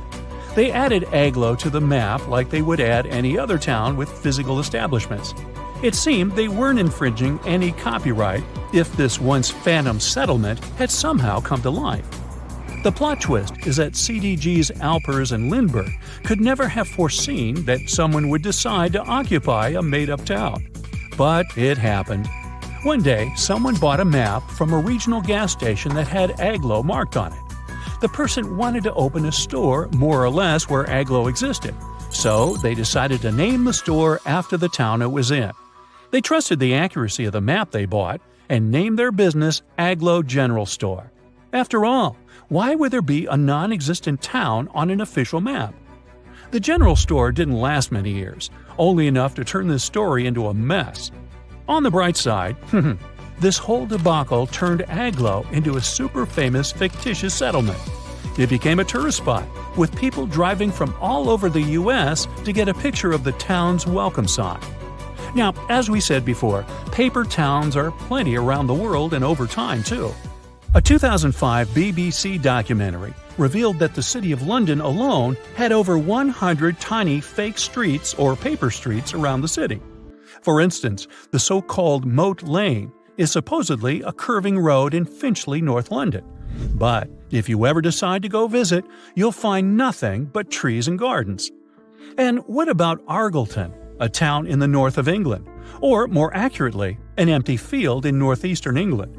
Argleton existed for a while on Google Maps. There were hotel listings and apartments for rent in town. Well, the only thing is that they weren't really in Argleton, but rather in nearby settlements. It's believed that Google Maps imported these fake streets into its database, as they used renowned copyrighted atlases as their sources. But as the truth about these paper streets surfaced, the company later deleted them. If we turn back the clock a few hundred years, we'll find another mystery story involving a possible phantom settlement. But this isn't a tiny town at an intersection, but rather an entire island. Bermejo Island was speculated to be a tiny inhabited island. It appeared on many maps of the 16th and 17th centuries and was a hot spot for Spanish explorers. Its location sometimes varied slightly from map to map, and occasionally its name appeared as Bermeja, but its existence seems certain enough. It wasn't until the 18th century that the island stopped being depicted in maps altogether. This island's last appearance dates back to a 1921 edition of a Mexican atlas, and then, poof, it dropped out of the horizon altogether. The case of Mexico's disappeared island has raised many questions. Did it sink? Was it destroyed? Are people simply looking for it in the wrong place? 3 official investigations took place in 2009 to locate the island. They used high-end technologies, scouring Mexico's oceans and seabeds. Yet, Bermeja remained nowhere to be found. One can't help but wonder if the island ever existed at all. Similar to modern-day mapmakers, 16th and 17th century mapmakers had their way to trick map users. Instead of copyright traps, these fake towns or even fake islands served as a way to fool and confuse enemies and unwanted voyagers. Since a long time has gone by, it's hard to know whether Bermeja was just another phantom settlement. It stopped being depicted on maps, but this mysterious case still leaves people baffled and confused. Have you ever wondered how the world will go down in flames? Will it be due to zombies, extraterrestrial civilizations, or AI taking over? Nah, turns out it might actually be mosquitoes and scientists causing the chaos. It's funny how things created by nature aren't as threatening as the stuff that doesn't exist naturally. And you know what's on that list? Editing the DNA genome. Experiments with the genetic structure of living organisms can produce completely new species, and no one knows how nature will react to them. Let's look at an example of gene drive. So it all started with malaria mosquitoes. To somehow stop the growth of their population and prevent the spread of malaria, scientists created a gene that magically made mosquitoes only have male offspring. Several insects with this gene transmitted it to others during the mating season, and thus spread infertility. Scientists were able to stop malaria and destroy almost the entire mosquito population. But imagine if something went wrong in the mosquito genome and their population began to increase exponentially. Malaria could spread across all continents and create huge problems for all of us. Now, let's move from the little mosquito problem to a planetary disaster that can be caused by the desire for knowledge, which is deeply embedded in our nature. British cosmologist Martin Rees once said that we lived in the 1st century when human beings could determine the planet's future. It seems that it's so easy not to destroy yourself, but our nature is quite complicated. In pursuit of solving the mysteries of the universe, we have built a giant machine that, according to some people, may destroy our planet. And this device is the Large Hadron Collider. The main task of this giant machine is to accelerate particles and make them collide with one another. Scientists expect that the collider will help better understand the structure of our universe. In simple words, this is a miniature simulator of the universe. Using it may also shed light on the mystery of dark matter. During operation, the machine compresses atoms and makes them crash into one another at great speed. Perhaps this is how our universe appeared. Some people fear that a small black hole may form because of this collision. A tiny particle with a huge weight will pull all objects inside itself. Its mass will grow, but its size won't change much. As a result, it will compress the entire Earth and turn it into a ball measuring a little more than 300 feet across. At the same time, our planet will still have the same weight. A powerful gravitational pull on such a small area of matter can form a black hole that might later swallow up our entire solar system. There are also theories that the Hadron Collider could open a portal to a parallel universe with creepy monsters that would enter our world. But of course, such theories have little to do with science. Scientists have already launched the collider several times, and as you can see, nothing terrible has happened. But there is a small nuance. With each launch, scientists increase the speed of particles. Who knows what will happen when they accelerate them too much? According to Martin Rees, the probability that Earth will become a black hole is very, very small. Particles with a much larger energy charge fly in space faster than in the Hadron Collider, and nothing catastrophic happens. Okay, now let's go back to our genomic games to see what else can happen if we continue experimenting with nature. The main problem might be an imbalance in ecosystems. In the 19th century, sailors accidentally brought mice to Gough Island in the South Atlantic Ocean. Rodents had no dangerous enemies there, so their population began to grow. Mice began to displace dozens of birds from their home. The rodents attacked the chicks and reduced the population of entire species. Trying to save the birds, scientists decided to get rid of the mice, but these little creatures still managed to survive. As a result, the balance of the whole ecosystem was disrupted. Using gene drive to get rid of one species can lead to uncontrolled population growth of another. Imagine that malaria mosquitoes controlled the population of some flies. And what would happen if these flies lost their main natural enemy? The population of these flies would start destroying other species, and it would begin a chain of destructive events. All this suggests that playing with things that don't exist in nature is very dangerous. We worry a lot about how artificial intelligence can take over the world and eliminate us. Still, at the same time, we don't pay attention to our actions.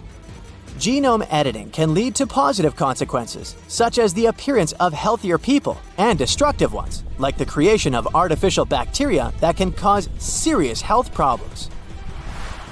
In general, destroying other species is a trait inherent in humans.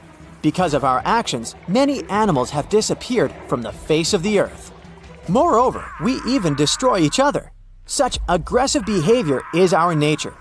And artificial intelligence doesn't have anthropomorphic properties. Its logic may be completely different from ours, and instead of destroying people, it might strive to save them. And we have something to save us from. Remember the giant asteroid that erased more than half of the living creatures on Earth? The fall of the space rock caused a massive blast wave, a tsunami, earthquakes, and dust clouds that covered the sun. Dinosaurs and other animals couldn't survive in such conditions. But what if something similar happens these days? Fortunately, we're better prepared than dinosaurs. Firstly, we have the technology to track giant meteorites and calculate their trajectory. And artificial intelligence can also help us with this. Secondly, we can destroy an asteroid before it reaches us. Several powerful rockets will quickly deal with any space rock and turn it into cosmic dust. Moreover, we will know in advance about its approach. But suppose that a huge stone the size of dozens of Everests will fly towards us. In that case, humanity should hurry with Mars colonization. But don't worry. Observing the sky shows that large asteroids capable of causing severe damage to our planet are moving in a different direction. The most giant known asteroid that could collide with Earth might do so in 2088. The probability that it will fall on our planet is 1 in 50,000, so you shouldn't have to worry about threats from outer space. What lies in the bowels of our planet is much more dangerous. Millions of tons of magma and hot gases can burst to the surface through destructive volcanic eruptions. More than 70,000 years ago, a large-scale eruption threw a tremendous amount of ash into the air, which then floated in the atmosphere in the form of a giant gray cloud for a long time. As a result, Earth's surface cooled down by several degrees, which led to one of the most massive extinctions in the history of our planet. Some eruptions happen not only inside volcanoes. There's such a thing as flood basalt. A colossal magma bubble accumulates under a vast area and begins to seep through faults in different parts. Magma slowly goes out there for many years and destroys all living things around. And the worst thing about this situation is that we can't do anything about it. Humanity has learned to track meteorites in space, but we're still not good at predicting a volcano's behavior. Even if we find out that some giant rock will wake up in the next 6 months, there's nothing we can do about that. We won't be able to prevent an eruption. All we can do is evacuate people from dangerous territory. We have no protection against earthquakes, and even more so, we can't stop the emission of ash into the atmosphere. It's possible that artificial intelligence will help us with this in the future, but right now, we're powerless. As you can see, there are several options for the end of the world for humanity, and they're all slightly different from those imposed by pop culture and the media. In the end, is it right to look for threats from space or artificial intelligence? You look up and see a bright orange flash in the sky. A bit later, you hear a boom so loud the window panes around you burst into pieces. And then you see it. A giant piece of space rock burning high above your head, heading for Earth. When it touches the surface, the explosion leaves behind an enormous crater. It's 12 miles deep and as wide as Lake Michigan. After that, 3/4 of all living organisms on our planet are on the edge of survival. This event took place about 66 million years ago, and the bright flash in the sky was the very asteroid that wiped out the dinosaurs. These days, people have many ways to protect themselves, like we could hide in bunkers deep underground and survive. Such bunkers would already come in handy, since there are many asteroids in the sky, and some of them are just waiting for their ticket to Earth to wreak some havoc. For example, the asteroid 1990 MU. In 2027, it'll come alarmingly close to our planet. Many people fear that Earth's gravitational pull will trap the rock, which is the size of 2 Brooklyn bridges. In this case, it'll start to move closer and eventually crash into the planet's surface. Such an impact would cause a shock wave that would be felt on other continents. Once the asteroid hit the ground, there would be an explosion. It'd be so bright, people would think a new sun appeared right here on Earth. The collision would release a huge amount of energy that would then turn into heat. Everything around the impact site would catch fire. And if the asteroid fell in the water, it would cause tsunami waves higher than the Empire State Building. Many coastal cities would be flooded. The dust that would rise after the explosion would cover the sun. The world would be plunged into darkness. If the dust stayed in the air long enough, the climate on the planet would change and Earth would start to freeze. If you think such a small meteorite can't cause serious damage, look at the Cheops meteor. It hit the Earth in the winter of 2013.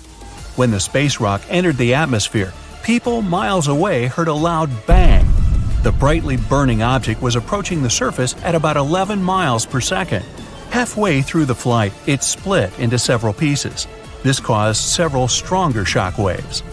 When the meteorites hit the ground, it caused a major earthquake, and the aftershock from the explosions shattered the windows of 5,000 buildings.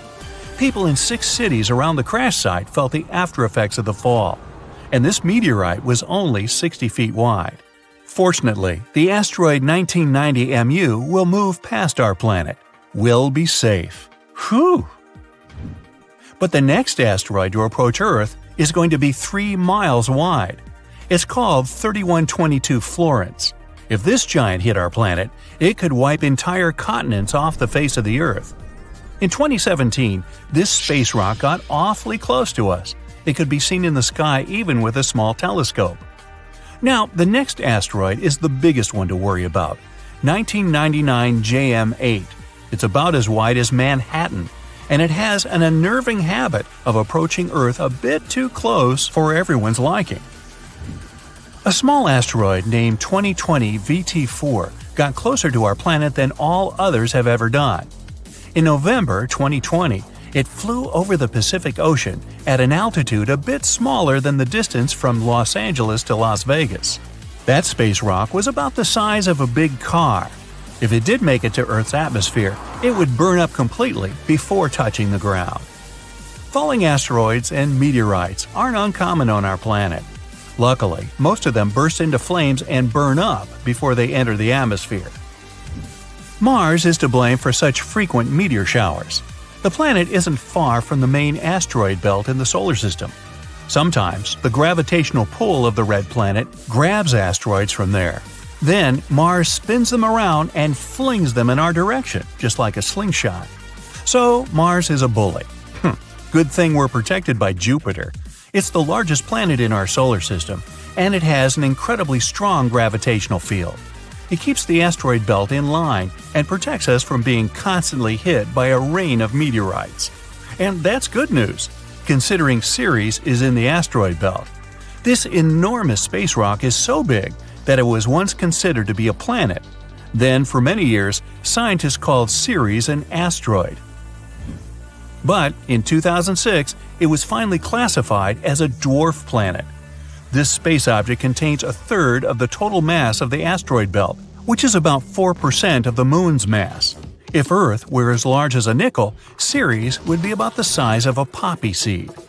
So, what if an asteroid several miles across was heading toward our planet and people had to stop it? Well, we could break the space rock into smaller pieces. A massive explosion could be used to do this. People wouldn't even need to land on the giant asteroid. Getting close to its surface would be enough. Boom! A powerful burst of energy would split the asteroid into several large pieces and tons of debris. The smallest rocks would burn in the heat released in the blast, and it would also change the asteroid's trajectory. The larger fragments would burn up while entering the atmosphere. All witnesses of this unusual meteor shower would have a chance to admire a beautiful fire show. Another means of protection could be a kinetic battering ram. Simply put, it would be a huge object that people would send towards the asteroid approaching Earth. Or it could be a heavy spaceship. This is the method scientists produced to prevent the asteroid Apophis from falling to Earth. This guy is 1,200 feet across and often passes by our planet, coming as close as 19,000 miles above Earth's surface. The asteroid is going to pass close to our planet again in 2029, and there is a possibility that in 3036 it might crash into the Earth. If it happened, the explosion would leave a crater more than 3 miles across. Within 6 miles of the impact zone, all buildings and subway tunnels would be crushed or severely damaged. The event would also trigger a powerful earthquake. In the area of 30 miles away from the crater, car windows and window panes in houses would be shattered. And 75 miles away from the impact site, the earthquake would move furniture and buildings. One way to stop such a catastrophe is to build a heavy spaceship. It would take off from Earth, speed up, and then ram into the asteroid with great force. This impact would alter the course of the huge space rock, and it would fly past our planet. We could also try to stop the asteroid by wrapping it in foil. This would make its surface reflective, and then solar pressure might gradually change the asteroid's trajectory. Another alternative is using the gravitational tug. In this case, we would send an unmanned spaceship, large and heavy, toward the asteroid. It would fly over the space rock and slowly draw the thing closer with its gravitational pull. A small change, of course, would be enough to make the asteroid fly past our planet. Another way to protect Earth would be to build a system of giant lenses in space. Perhaps you've tried focusing sunlight with eyeglass lenses. Then you know how hot this sunlight can get. Now imagine having many giant lenses that are all directed at one point. Scientists think that focusing such a powerful beam of light on the asteroid would make the rock melt and evaporate, slowly changing its route. And one more way to protect ourselves from the asteroid would be to install several rocket engines on its surface. It would turn the space object into a rocket, and we could set its course from Earth. Rogue stars pose a much bigger danger. Like asteroids, they fly through space and can collide with anything in their path. The problem is that they have a gigantic mass, sometimes comparable to our Sun's. Around 70,000 years ago, a duo of rogue stars whooshed past the Sun. It didn't affect Earth, but caused some disturbance on the outskirts of the solar system. This event is likely to happen again someday. The rogue star Gliese 710, about half the mass of our Sun, is moving toward our solar system right now.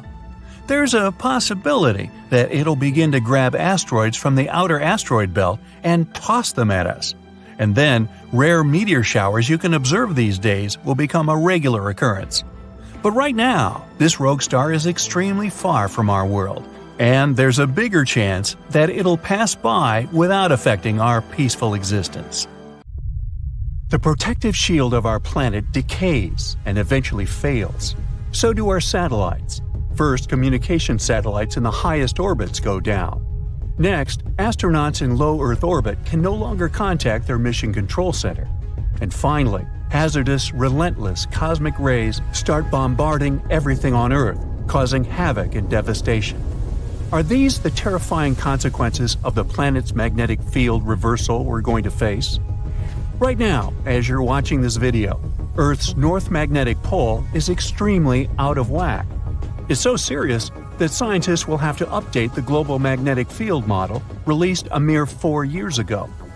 Does it all mean that the magnetic pole of our planet will flip soon? Well, be patient, we'll figure it out a bit later. You see, the magnetic pole is moving quite erratically from the Canadian Arctic towards Siberia, and these movements are very unpredictable. But it's normal for the pole to be moving. There are long-term records from London and Paris that prove that the North Magnetic Pole moves randomly around the rotational North Pole over periods of several hundred years. But the most astonishing thing about its movement is that it's speeding up. Around the mid-1990s, the magnetic pole unexpectedly accelerated from a bit over 9 miles to 34 miles a year. And recently, the pole crossed the international dateline, moving toward the eastern hemisphere. The European Space Agency launched extremely accurate magnetic field satellites in 2013. Thanks to them, researchers have superb data they can use not only to make magnetic field maps, but also to update them every 6 to 12 months. That's how they were able to notice that the core field was weakening too. It might be a sign that the planet's magnetic field is about to flip. To understand this process better, we need to figure out how the core field works. Let's say we've got a bar magnet that runs through the center of our planet and has a north and a south pole. This magnet is incredibly strong, representing about 75% of the intensity of our planet's magnetic field at the surface. Our bar magnet is not only moving, but is also getting weaker, by about 7% every century.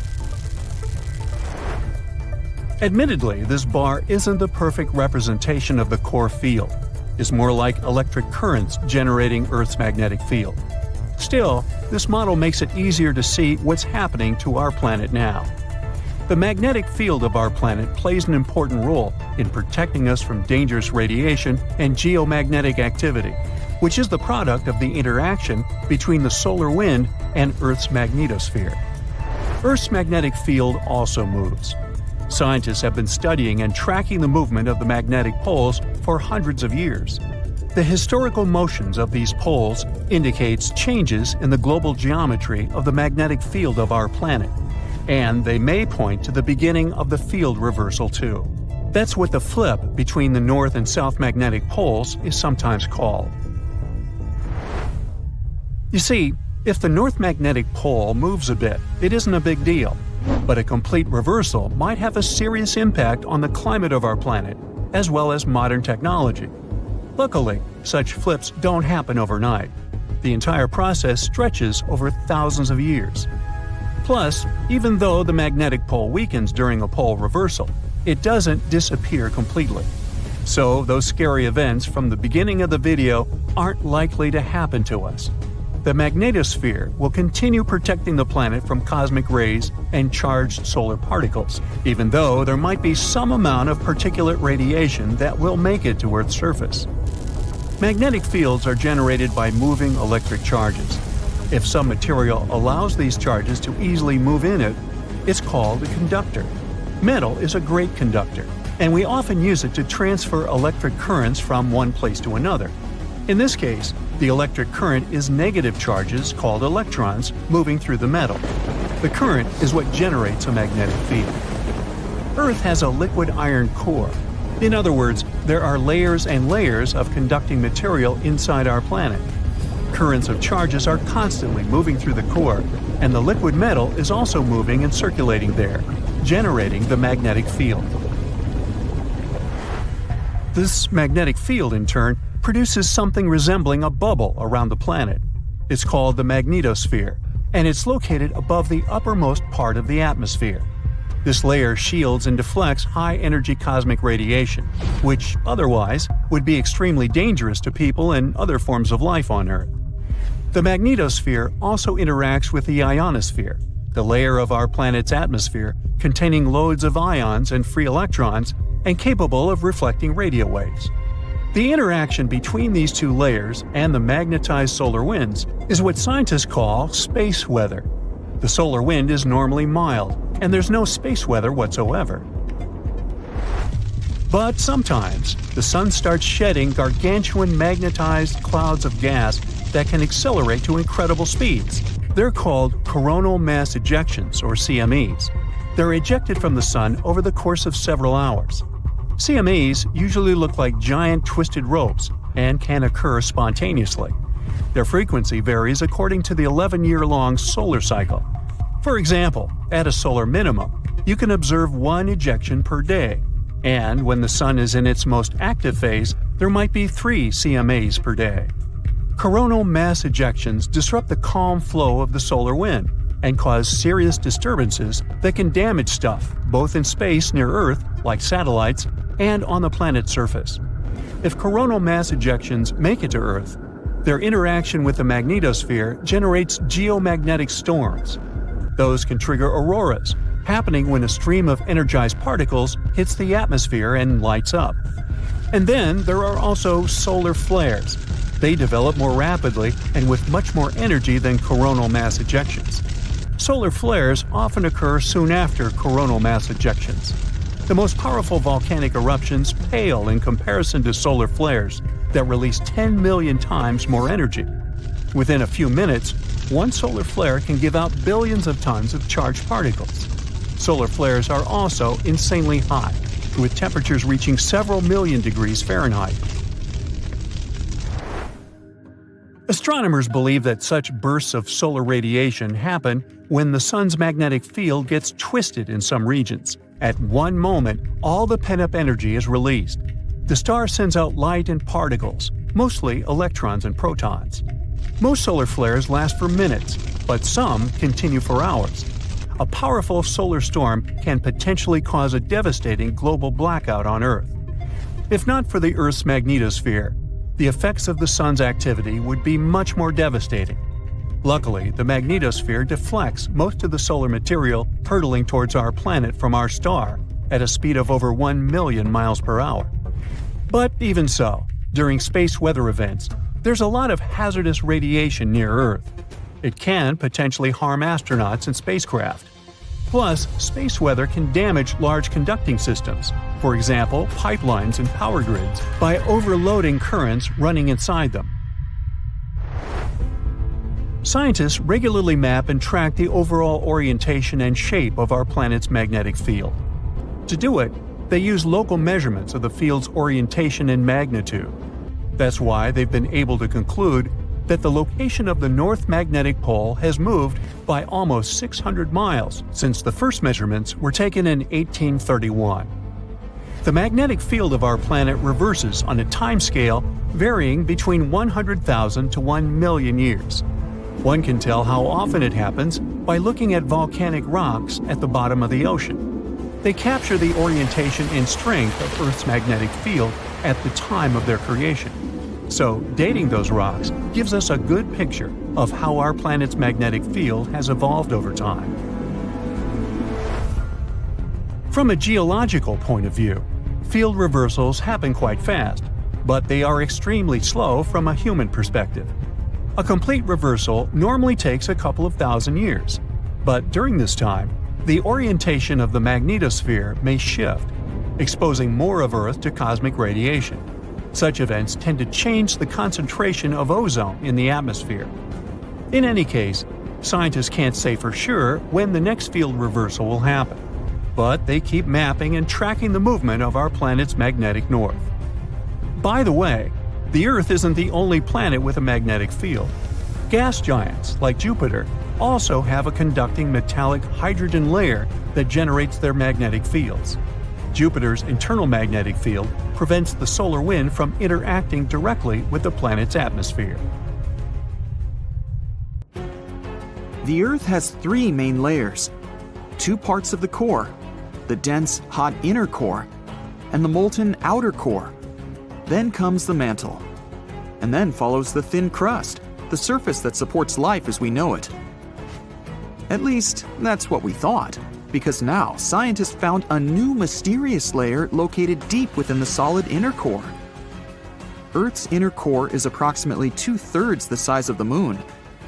And made of nickel and solid iron, it's burning hot.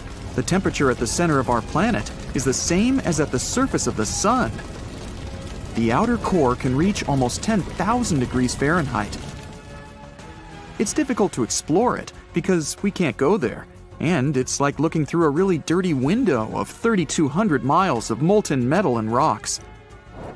But we can rely on laboratory experiments on heated pressurized rocks, signals from seismic waves, and computer models.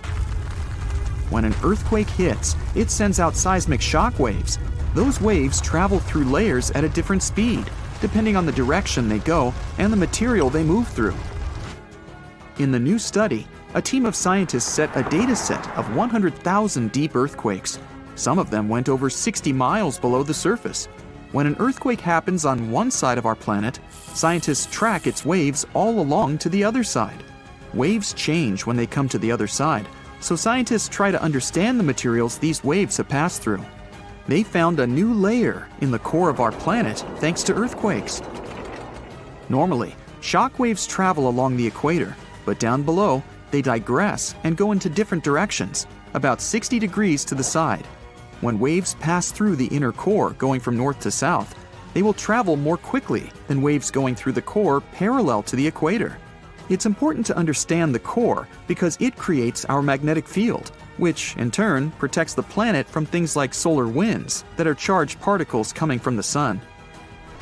In the 1960s, we discovered the Earth pulsates every 26 seconds. It's like clockwork, a giant heartbeat. The ground is slightly shaking, but we mostly don't feel it.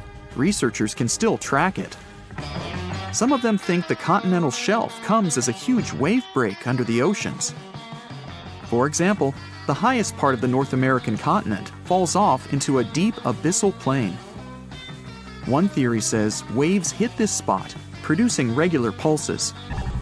It's like having all kinds of drums.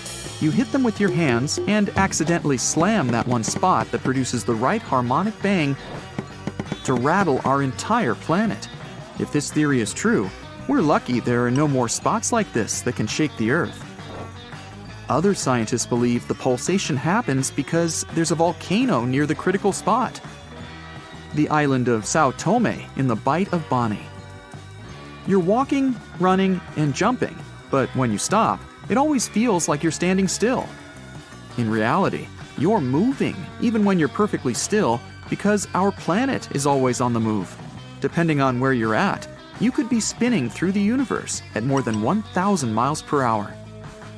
If you're on the equator, you'll move the fastest. Let's say you have a basketball spinning on your finger. Check the ball's equator. A random point on it has farther to go in just one spin than any point near your finger.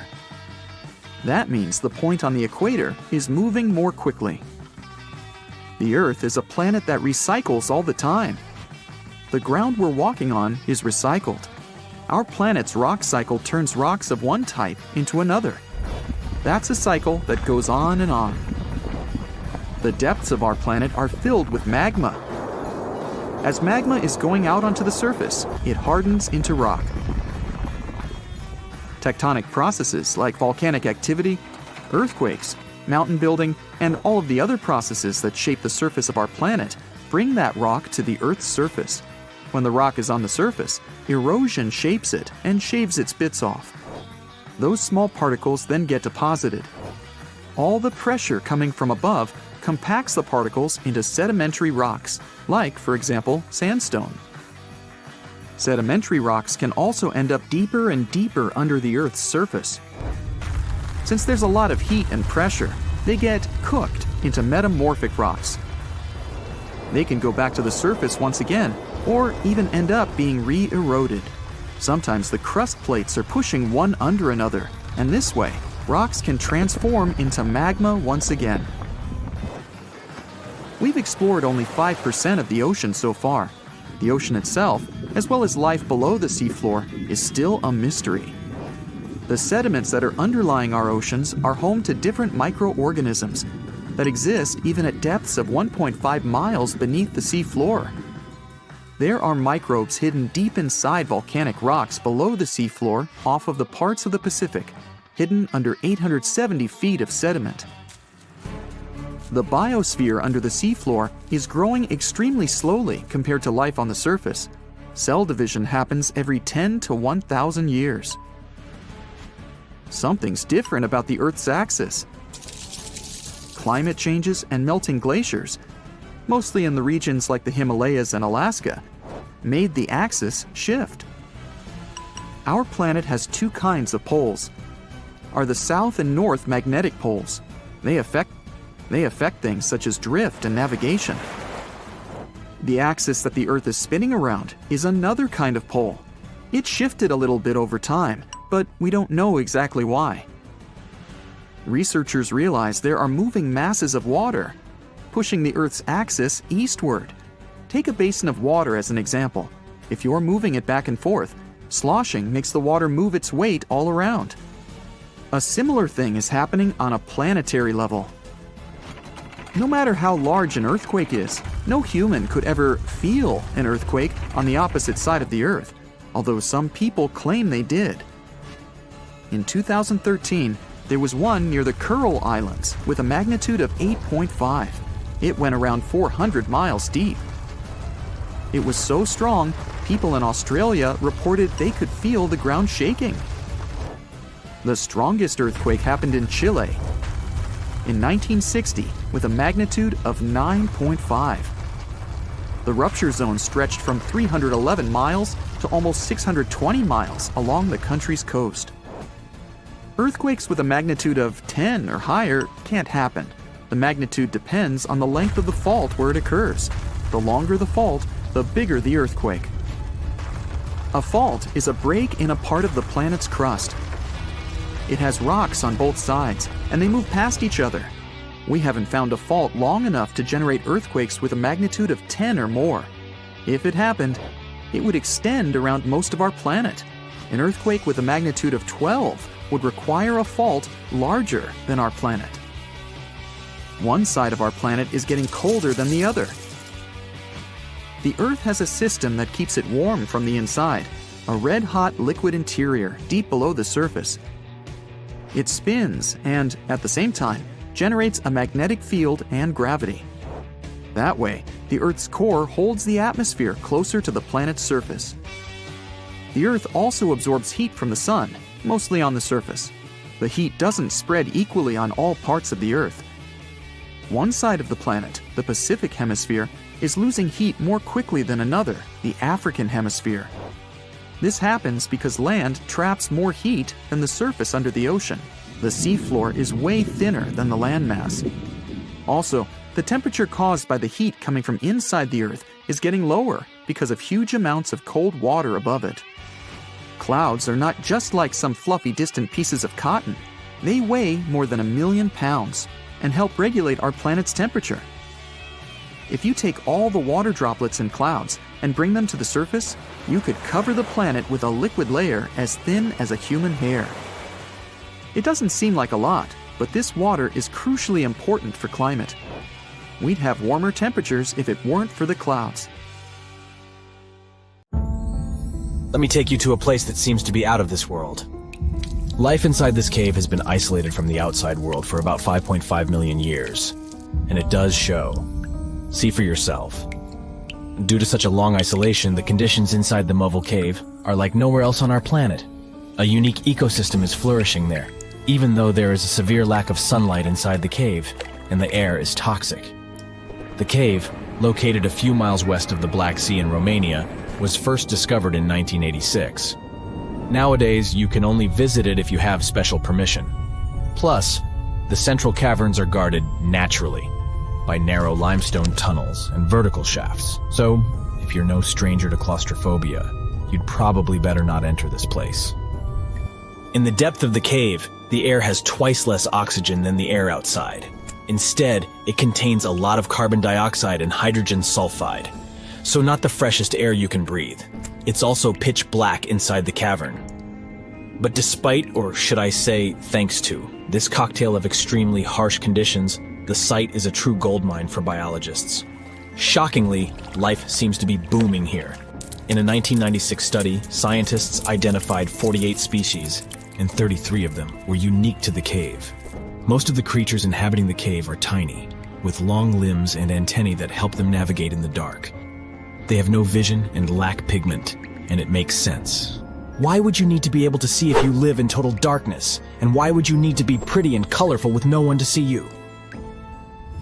Now, I'm going to take you to another cave. It's no less amazing, but looks very different. This is the Giant Crystal Cave, aka the Cave of the Crystals, in Mexico. These ginormous crystals were found in 2000 by a mining company after the water was pumped out of the cave. 2 miners then saw the crystals after entering the drying cave on foot. These awe-inspiring crystals are actually massive gypsum pillars hidden 984 feet underground. They're anchored to the walls and the floor of the scorching hot cave. Scientists estimate that the crystals could have been already growing for 500,000 years. That's why many of them are so long and wide that you can walk across them. Unfortunately, visiting this wonder of nature is impossible at the moment. But maybe it's for the better, since the Giant Crystal Cave is a dangerous place that can easily turn into a trap. For tens of thousands of years, it was filled with groundwater, which was originally pushed upward into the opening by a magma chamber located in the depths of our planet. The magma under the cave kept the water hot, but eventually the temperature of the water dipped below 136 degrees Fahrenheit. As a result, the water started to fill with calcium and sulfate, whose particles began to recombine into gypsum. And then, white-tinted crystals took over the cave. And since they stayed underwater, they were able to keep growing. You don't have to fly to space to take a closer look at a black hole. Scientists have found something very similar to black holes in the southern Atlantic Ocean. A black hole has such an enormous gravitational pull that once something gets pulled inside, it doesn't have any chance to escape. Even light can't get out of a black hole. But ocean black holes seem to be almost as powerful as their space relatives. But instead of catching the light, they do the same with water. Ocean eddies are massive whirlpools that spin against the main current. They usually swirl billions of tons of water, and most of them are larger than a city. These whirlpools are so powerful that nothing trapped by them can escape. But the scariest thing is that you might not even notice heading into one of them. These things are so huge that you won't spot their boundaries until it's too late. When scientists started exploring ocean vortices with the help of satellites, they discovered the borders of several eddies. After that, they managed to prove that, mathematically, these whirlpools are the same as mysterious black holes in space. Massive eddies are surrounded by super-tight barriers where fluid moves in closed loops. Even water can't get out from the inside of these loops. That's why tight ocean vortices play the role of enormous containers. Water inside them can be totally different from the ocean surrounding an eddy. And I'm not only talking about its temperature. The salt content inside and outside a whirlpool often differs as well. On the thin Curonian spit splitting the Baltic Sea from the Curonian Lagoon, there is one of the most bizarre places on Earth. Locals call this area the Dancing Forest because pine trees in this forest have shockingly unusual shapes. They twist in spirals and circles along the ground. There are some theories why it could be happening, of course. Some people claim that huge amounts of positive and negative energies once clashed in that spot. More down-to-earth individuals believe that the reason is geological. Sandy soil in the area is too unstable to hold trees growing upright. The most popular is the idea that strong winds blowing from the water influence the shape of the trees. In any case, experts haven't come to the final conclusion yet.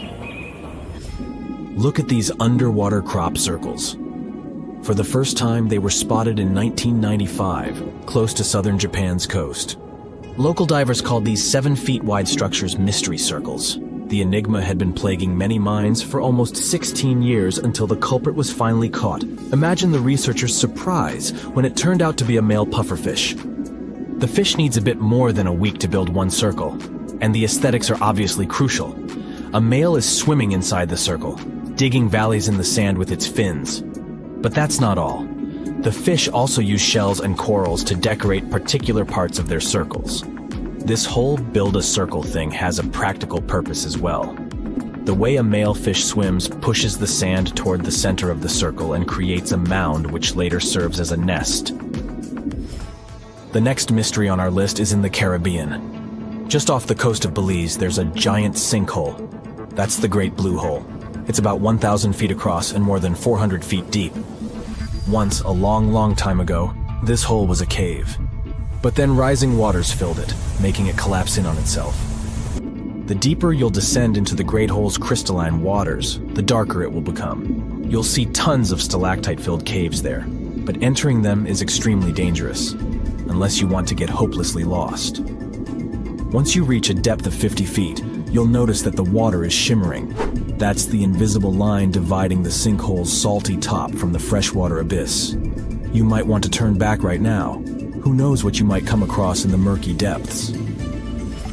There was an old Amazonian legend that told about the river that was so hot that it boiled. And it was believed to be just a legend until Peruvian geoscientist Andrés Russo questioned if the river could be real. All experts denied such a possibility. After all, hot rivers do exist, but only in the areas where there are volcanoes. As for the part of the country mentioned in the legend, there are no volcanoes in that region. But Andrés Russo was too dedicated to give up. And in 2011, he finally located the river from the legends. The water in it was indeed steaming hot. Its temperature was 186 degrees Fahrenheit, not boiling, but pretty close to this point. But what shocked the researcher the most was the size of the river. One could think that the almost boiling water was the result of the activity of an underwater hot spring. But thermal pools are always small, while the river is 20 feet deep and flows for almost 4 miles. This is the only river of its kind on our planet. For decades now, scientists have been discovering new planets outside our solar system. By 2023, we've found more than 5,000 of them, and many of these exoplanets could potentially even have life. Now, if you're ready for a wild ride through space, let's find out what potentially habitable planets we've discovered in the last few years. LP890-9b and LP890-9c. Buckle up because we're heading to LP890-9, a red dwarf star located a whopping 105 light-years away from Earth. This star is quite cool compared to our Sun, in terms of temperature, of course. It has a temperature of about 4,700 degrees Fahrenheit. Now, this little guy may be small, but it's packed with surprises. For example, 2 exoplanets orbiting around it. Moreover, both of these planets are likely terrestrial, meaning they are rocky, just like Earth. First up, we have LP90-9b, which was discovered in 2022 using the TESS telescope and later confirmed by the Speculoos telescope. This planet is a super-Earth, weighing in at about 13 times the mass of our own planet. It's also slightly bigger than Earth, with a radius about 1.3 times larger. And if you thought Mercury's orbit around the Sun was quick, just wait until you hear about LP890-9b. It takes about 3 days to complete 1 lap around its star. Imagine falling asleep in freezing winter and waking up in hot summer. But the real showstopper here is LP890-9c. This one was discovered by the Speculoos telescope. It's a bit further out from the star and takes a leisurely 2.5 times longer to orbit than LP890-9b. It's also a bit larger than Earth. But its real claim to fame is its location within the habitable zone of its star. That means it could potentially have liquid water on its surface and a climate suitable for life. Now, this planet becomes a prime candidate for studying its atmosphere using the James Webb Space Telescope. But hold on. It's not all sunshine and rainbows for LP890-9c. It's also really close to its star, meaning it's full of radiation that could potentially make it less habitable. And to top it off, it's tidally locked, just like our moon. That means one side of the planet is always facing the star and is incredibly hot, while the other is always in the dark and really cold. Scientific models suggest that this planet could be more like Venus in terms of its atmosphere and climate. And Venus isn't known for being human-friendly. But despite these challenges, LP890-9c is still a fascinating exoplanet worth studying further. Who knows what secrets it may hold? Let's move on to the next candidates. GJ1002b and GJ1002c. An international team of scientists, led by researchers at the Instituto de Astrofísica de Canarias, has found 2 Earth-like planets just 16 light-years away from our solar system. They both orbit a red dwarf star called GJ1002. Our Sun is a yellow dwarf, which means that GJ1002 is much cooler and fainter than our own Sun. But that's okay. Both planets are very close to its star, so it shouldn't be too cold or dark on them. These planets, called GJ1002b and GJ1002c, are both in the habitability zone of their star, meaning they could potentially support life. Also, both of them have masses similar to that of Earth. GJ1002b is the inner planet and takes about 10 days to orbit its star, while GJ1002c takes a little over 21 days. These planets are great candidates for studying their atmospheres and could even be targets for future missions to search for signs of life. The most important thing is that these 2 planets could potentially support life, and that's pretty cool. Plus the fact that they're located so close to us means that we might be able to visit them someday. Well, maybe not us personally, but you know. And maybe one day, we'll even find some extraterrestrial life on one of these planets. Now that would be out of this world. But moving on to the next one. Kepler 1649c. Kepler 1649c, also known as the Lost Exoplanet, was rediscovered in 2022 by scientists using data from NASA's Kepler spacecraft. This exoplanet is located about 300 light-years away from Earth and orbits a small, cool star called Kepler 1649. It's about the same size as Earth, and just like the previous ones, it's located in the habitable zone of its star. Initially, the data about this planet was discarded. A special computer program called RoboVetter, written to automatically sift through the volumes of Kepler data, labeled this candidate as a false positive. In other words, the program thought it was just some kind of an error or interference. Fortunately, the researchers double-checked such things, and when rechecking the data, they managed to rescue poor Kepler 1649c. Now we know that this is a terrestrial planet just like Earth, and if it really does contain water, there could even be life there. But don't pack your bags just yet. There are still many unknowns about Kepler 1649c. For example, we don't know what its atmosphere is like or what kind of surface it has. It's also possible that the planet is tidally locked, just like LP 890-9c. That would be, unpleasant. That's why Kepler 1649c is definitely worth further study. Maybe it turns out to be a perfect place for us to set up a vacation home in the future. Just make sure to bring plenty of sunscreen since the planet is pretty close to its star and things could get pretty toasty. Kepler 1638b. This exoplanet is located about 5,000 light-years from Earth in the constellation Cygnus. It's also located in the habitable zone of its star. It was discovered in 2020 by the Kepler spacecraft through the process called transiting. They basically take a bunch of photos of the star at different times. After that, the programs analyze these photos and look for small spots and dots on them.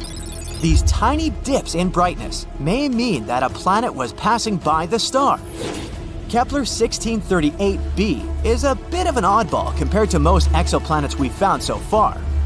It's about 4 times the mass of Earth and has a radius about 2 times that of Earth, making it a super-Earth exoplanet. Its orbital period is about 260 days, which is quite close to our Earth, and that's great! Finally, at least somewhere, winter and summer will flow normally. Kepler 1638b could have some liquid water there. That's why it's also a good candidate for further study, to see if it could potentially support life. Let's hope that we'll find out more about this planet in the future. And finally, the last one. Kepler 438b. Kepler 438b is an exoplanet located approximately 640 light-years away from Earth in the constellation Lyra. It was discovered in 2015 by the Kepler Space Telescope. One of the most interesting things about Kepler 438b is its size and location. It's about the same size as Earth and also orbits within the habitable zone of its star. But there are a few catches.